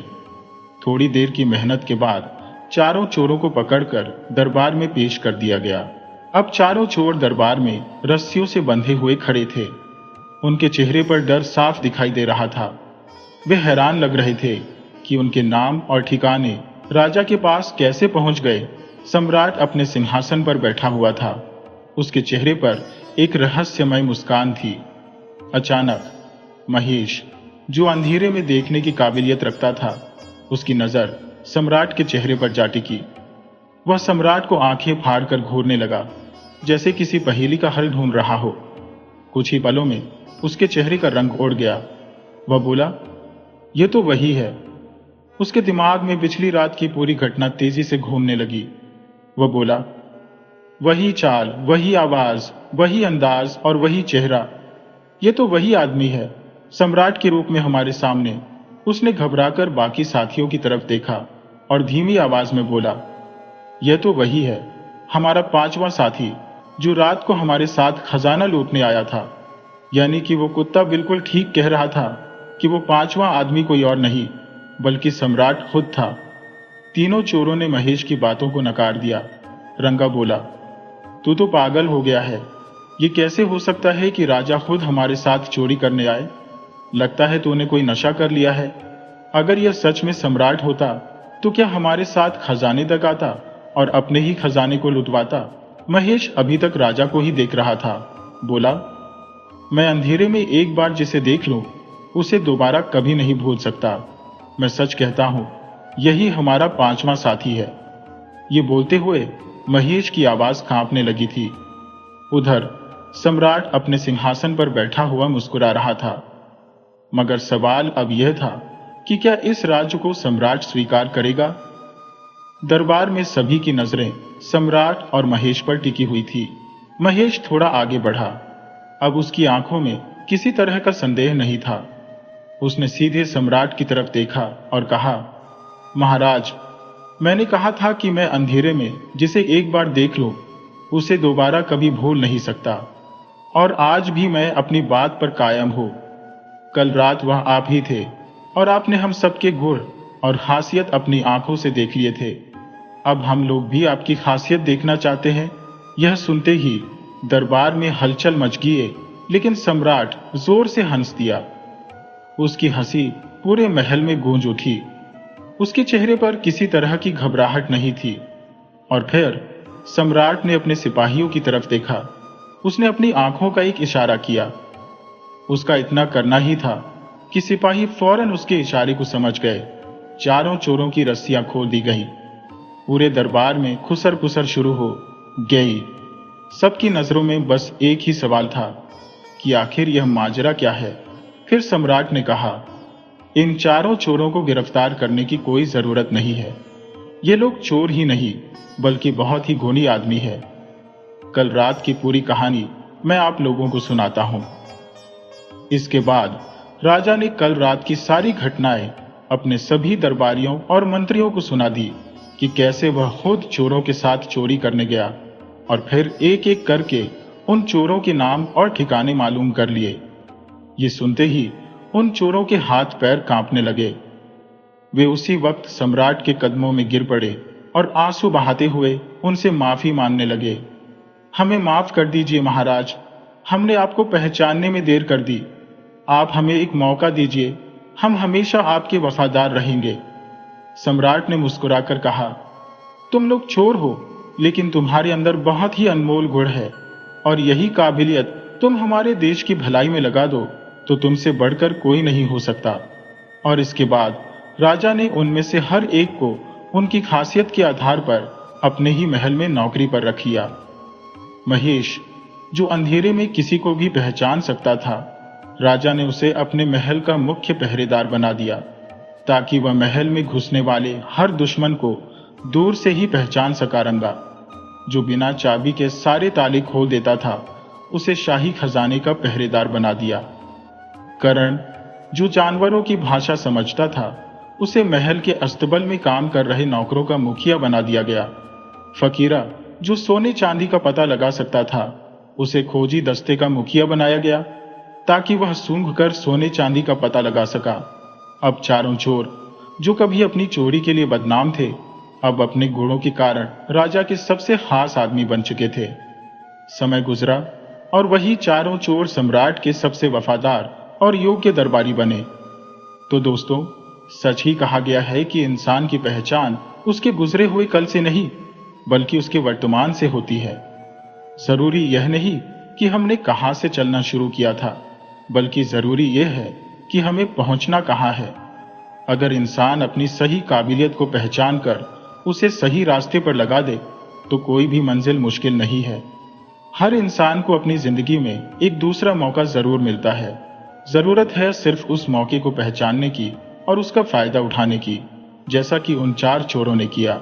इसके साथ ही हर इंसान में कुछ अच्छी और कुछ बुरी बातें होती है, लेकिन पारखी आदमी वही है जो किसी दूसरे की बुराइयों को नजरअंदाज करके उसकी खूबियों का फायदा उठाकर उसे सही रास्ते पर लगा दे। तो दोस्तों, मुझे पूरी उम्मीद है कि आपको आज की यह कहानी बहुत पसंद आई होगी। तो वीडियो को लाइक कीजिए और अपने अच्छे अच्छे कमेंट करना बिल्कुल मत भूलिए। तब तक के लिए अनुमति दीजिए।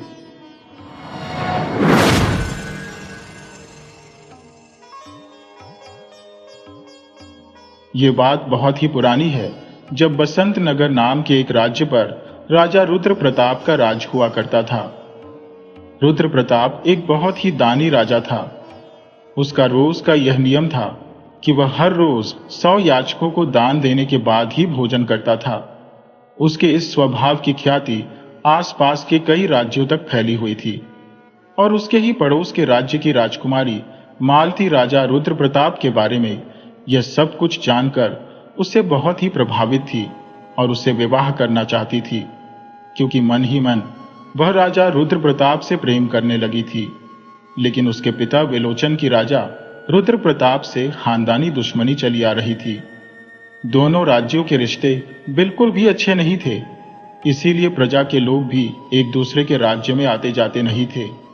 लेकिन कुछ चूड़ी बेचने वाली स्त्रियों को एक दूसरे के राज्य में आने जाने पर कोई रोक टोक नहीं थी। एक ऐसी ही चूड़ी बेचने वाली औरत से राजकुमारी को राजा रुद्र प्रताप के बारे में पता चला था कि राजा रुद्र प्रताप एक बहुत ही धर्मात्मा राजा है। वह रोज 100 याचकों को दान किए बगैर भोजन नहीं करता।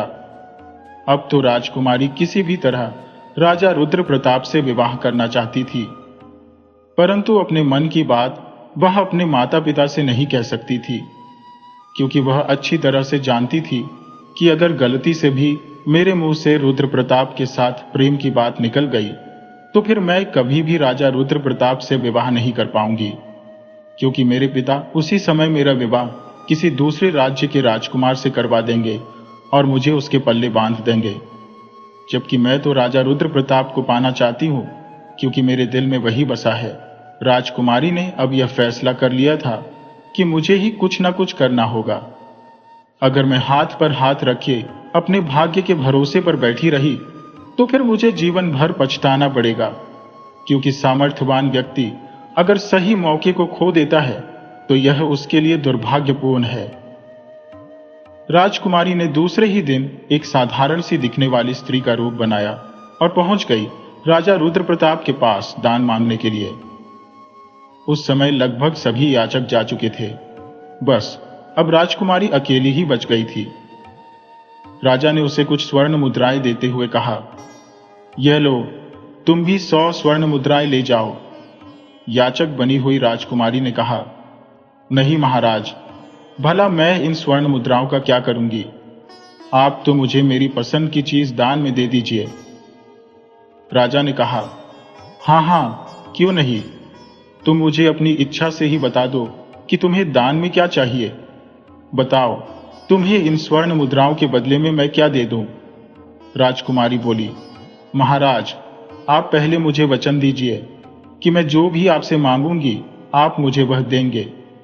राजा ने कहा, इसमें वचन देने जैसी कौन सी बात है? मैं रोज 100 से ज्यादा याचकों को मुंह मांगा दान देता हूं। मैंने कभी किसी को इनकार नहीं किया, तुम कैसी याचक हो जो मुझ पर शक कर रही हो? चलो, मैं तुम्हें वचन देता हूं कि तुम जो भी मांगोगी मैं तुम्हें वह दूंगा। राजकुमारी बोली, महाराज, आप खुद को ही मुझे दान में दे दीजिए। राजकुमारी की यह बात सुनकर राजा कहने लगा, ये क्या बकवास करती हो? तुम होश में तो हो? राजकुमारी बोली, महाराज, मैंने तो पहले ही आपसे कहा था कि सोच समझकर मुझे वचन दीजिएगा। मुझे तो जो भी पसंद आया मैंने आपसे वही मांगा। आपको दान नहीं देना तो मुझे मत दीजिए। परंतु आप इतना गुस्सा क्यों कर रही हैं? यह तो मेरी ही गलती थी जो मैं आपसे याचना करने के लिए आ गई। अगर मुझे मालूम होता कि आप सिर्फ दिखावा करने के लिए ही दान करते हैं तो मैं यहां पर कभी नहीं आती। राजकुमारी आगे कहने लगी, ना जाने इस दुनिया में कैसे कैसे पाखंडी भरे पड़े हैं। ये कहते हुए राजकुमारी वहां से जाने लगी। राजा ने कहा, ठहरो, तुम कौन हो? तुम कोई साधारण स्त्री तो नहीं हो, क्योंकि कोई साधारण स्त्री राजा को नहीं मान सकती। चलो, मैं तुम्हें खुद को समर्पण करता हूं, लेकिन मुझे यह जानने की इच्छा है कि तुम कौन हो। क्या तुम कोई देवी या कोई देवता हो? राजकुमारी ने अपना असली परिचय देते हुए कहा, महाराज, मैं कोई देवी नहीं, बल्कि मैं आपके पड़ोस के राजा विलोचन की पुत्री मालती हूं। मैं उस राज्य की राजकुमारी हूं। आप मुझे गलत मत समझिए। मैंने आपको धोखे से अपने पिता के लिए नहीं, बल्कि आपको तो मैंने अपने लिए मांगा है, क्योंकि मैं आपसे प्रेम करती हूं और मैं आपकी रानी बनना चाहती हूं। राजा ने कहा, अब तो तुम मुझे मान चुकी हो। अब तो मेरे साथ साथ मेरा यह सिंहासन भी तुम्हारे अधीन है। अब तुम्हारी आज्ञा का पालन करना मेरा धर्म हो गया है। राजकुमारी ने कहा, नहीं राजन, मुझे आपके राजपाट से कोई मतलब नहीं है। मुझे आपकी राजगद्दी नहीं चाहिए। मैं तो बस आपकी रानी बनना चाहती हूं, क्योंकि अब राजा राजकुमारी मालती को वचन दे चुका था और फिर उसने अपने वचन का पालन करते हुए राजकुमारी मालती से विवाह कर लिया। राजकुमारी मालती ने बड़ी ही चालाकी से राजा को ही मान लिया था। मालती के पिता राजा विलोचन को जब यह पता चला कि राजकुमारी तो महल में है ही नहीं, तो वह बहुत ही परेशान हुआ। राजकुमारी का पता लगाने के लिए उसने अपने सैनिकों और जासूसों को लगा दिया। सैनिकों ने जल्द ही पता कर लिया और फिर राजा विलोचन को बता दिया कि महाराज, राजकुमारी इस वक्त आपके पड़ोस के राजा रुद्र प्रताप की रानी बन गई है। राजकुमारी ने तो दोनों राज्यों की दुश्मनी को हमेशा के लिए खत्म कर दिया है। अब तो आपको खुद जाकर राजा रुद्र प्रताप का स्वागत करना चाहिए। राजा विलोचन यह मान चुका था कि राजकुमारी ने यह एक बहुत ही बड़ी गलती की है, इसलिए वह इस रिश्ते से बिल्कुल भी खुश नहीं था। इसके बाद राजा विलोचन अपने राजगुरु सत्यानंद के पास गया और उन्हें सारी घटना कह सुनाई कि गुरुदेव, मेरी बेटी ने हमारे पड़ोस के दुश्मन राजा के साथ विवाह कर लिया है। अब ऐसे हालात में मुझे क्या करना चाहिए, क्योंकि मुझे तो लगता है कि राजकुमारी ने यह एक गलत कदम उठाया है। गुरुदेव ने राजा को समझाते हुए कहा, राजन, मैं भी राजा रुद्र प्रताप के बारे में काफी सुन चुका हूं। वह एक सज्जन और दानी राजा है। मुझे नहीं लगता कि तुम्हारी बेटी ने कोई गलत कदम उठाया है, लेकिन फिर भी मैं तुम्हारी तसल्ली के लिए एक बार राजा रुद्र प्रताप के दरबार में जाऊंगा और उसकी परीक्षा लूंगा। अगर वह मेरी परीक्षा में बिल्कुल खरा उतरा तो तुम्हें अपने दामाद के रूप में उसे स्वीकार करना होगा। राजा ने कहा, ठीक है गुरुदेव, मुझे आपकी बात मंजूर है। आप जाइए और राजा रुद्र प्रताप की परीक्षा लीजिए। इसके बाद राजगुरु ने एक साधु का भेष बनाया और जा पहुंचे राजा रुद्र प्रताप के महल में। उस समय राजा के दरबार में महारानी मालती बैठी थी, क्योंकि मालती अक्सर राजा के कहीं बाहर जाने पर राज दरबार का कार्य खुद देखती थी और उस समय भी रानी ही दरबार में मौजूद थी। तभी साधु के रूप में राजगुरु वहां पर पधारे। रानी अपने मायके के राजगुरु को पहचान न सकी और उन्हें एक साधु समझकर उनका स्वागत किया। रानी ने साधु महाराज के आने का कारण पूछा। साधु महाराज कहने लगे, रानी, मैं एक विशेष तरह की वस्तु मांगने के लिए तुम्हारे पास आया हूं। रानी बोली, साधु महाराज, बताइए आपको क्या चाहिए। मैं आपको वही चीज लाकर दूंगी जो भी आप मांगोगे। आप बिना किसी संकोच के मुझसे मांग सकते हैं। महात्मा जी बोले, रानी, अब मैं आपसे क्या मांगू? मैं तो राजा रुद्र प्रताप से याचना करने के लिए आया था। राजा तो इस वक्त है नहीं, तो फिर मैं तीसरे दिन आऊंगा। आप महाराज को बता दीजिएगा कि मुझे अपने महल से एक मुट्ठी अनमोल खजाने की भिक्षा दें, और साथ ही राजा से यह भी कह दीजिएगा कि अगर उन्होंने मेरी मांग पूरी नहीं की तो मैं राजा को एक भयानक श्राप दे डालूंगा। महात्मा जी राजा से भेंट ना हो पाने के कारण बहुत ही गुस्से में थे और फिर वह वहां से चले गए। रानी महात्मा जी की बात को सुनकर बड़ी परेशान हो चुकी थी। उसने उसी समय अपने मंत्री से पूछा कि यह एक मुट्ठी अनमोल खजाना भला क्या हो सकता है। तो मंत्री ने रानी को बताया कि इसका जवाब तो मेरे पास भी नहीं है। मेरी जानकारी में तो हमारे महल में ऐसा कोई भी खजाना नहीं है जो एक मुट्ठी में आ जाए। मुझे तो लगता है कि महात्मा जी का इशारा कुछ और है। वह इशारा क्या है, बस यही पता लगाना है। महाराज आज शाम को लौट आएंगे। महाराज ही इस बारे में सही उत्तर दे पाएंगे। ये महात्मा लोग भी बड़े अजूबे होते हैं, साफ साफ नहीं बताते, सिर्फ पहेलियां ही बुझाते हैं।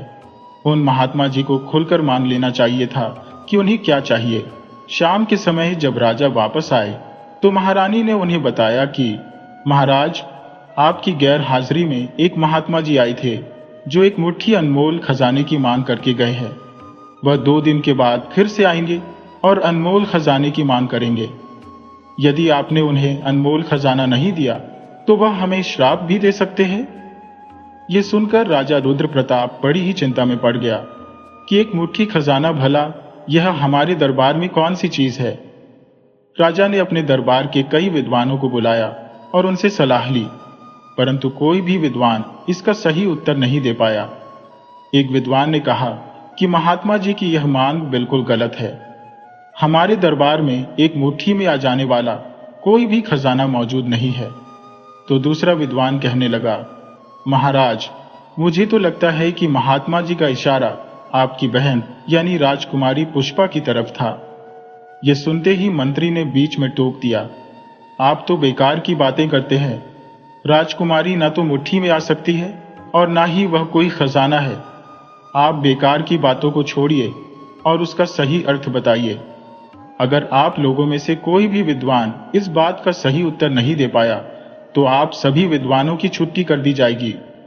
राजा के दरबार में विद्वानों की आवश्यकता है, मूर्खों की नहीं। मंत्री की यह बात सुनकर सभी विद्वान घबरा गए थे, क्योंकि अभी तक तो उनके दिन बड़े ही मजे से राजा को सिर्फ कहानियां सुना सुनाकर ही कट रहे थे, मगर उस महात्मा ने तो उल्टा सवाल दागकर उन सबके पेट पर लात ही मार दी थी। अब वे लोग आपस में विचार विमर्श करने लगे कि क्या किया जाए। एक ने कहा कि चलो उन महात्मा जी से ही चलकर पूछ लेते हैं कि उनकी इस बात का क्या मतलब है। दूसरे विद्वान ने कहा, परंतु हमें तो पता ही नहीं कि वह महात्मा जी कहाँ रहते हैं, अब हम उन्हें कहाँ पर ढूंढे। तीसरे ने कहा, अब यहाँ पर आपस में बातें करने से कुछ नहीं होगा, उनको ढूंढने से ही पता चलेगा कि वह कहाँ रहते हैं। अब हमारे सुख के दिन चले गए हैं। उन महात्मा जी को ढूंढने के लिए हमें जंगलों में भटकना पड़ेगा। और फिर सभी 5 विद्वान जंगल की तरफ निकल गए। इधर इन विद्वानों पर ना तो राजा को भरोसा था और ना ही मंत्री को, जबकि रानी तो पहले से ही जानती थी कि यह विद्वान तो सिर्फ राज दरबार में जगह घेर कर बैठे हैं और सिर्फ बैठे बैठे तनख्वाह ही पा रहे हैं। राजा रुद्र प्रताप को अब यह चिंता हो रही थी कि 2 दिन का समय बीतने में कितना वक्त लगता है। यदि महात्मा जी की बात का सही अर्थ ना मिला और उन्हें कोई ऐसी वैसी चीज दे दी तो वह नाराज हो जाएंगे। वहीं पर राजा रुद्र प्रताप की बहन राजकुमारी पुष्पा भी मौजूद थी। जब उसने अपने बड़े भाई को परेशान देखा तो उसको चिंता में देखकर उसने मन में सोच लिया था कि वह इस सवाल का उत्तर आज शाम तक ढूंढ कर ही रहेगी और वो उत्तर अपने भाई को बता देगी। वो उसी समय अपने बड़े भाई से आज्ञा लेकर पास के ही एक जंगल में चली गई, मगर वहां पर जाना तो सिर्फ एक दिखावा था, क्योंकि राजकुमारी पुष्पा को अपने पश्चिम के ही राज्य सिद्धार्थगढ़ में जाना था। सिद्धार्थगढ़ के राजकुमार सत्यदेव से राजकुमारी कई बार शिकार के दौरान मिल चुकी थी और उसे बहुत ही पसंद करती थी। राजकुमार सत्यदेव भी राजकुमारी से विवाह करना चाहता था, परंतु राजकुमारी से अपने मन की बात वह अभी तक नहीं कर पाया था। राजकुमारी तो शिकार के बहाने से राजकुमार सत्यदेव से मिलने जाती थी, परंतु फिर भी वह राजकुमार से अपने प्रेम के बारे में नहीं कह पाई थी। राजकुमारी ने अपना घोड़ा दौड़ाया और पहुंच गई सिद्धार्थगढ़ के जंगलों में, जहां पर राजकुमार सत्यदेव पहले से ही मौजूद था। पुष्पा को देखते ही वह बहुत ही खुश हुआ। राजकुमार आज घर से यह सोचकर निकला था कि यूं रोज रोज छुप छुप कर मिलने की समस्या को हमेशा के लिए खत्म कर दूंगा। मैं राजकुमारी के सामने आज विवाह का प्रस्ताव रखूंगा। राजकुमारी पुष्पा को देखते ही राजकुमार ने उनसे कह दिया, राजकुमारी, मैं आपसे प्यार कर बैठा हूं।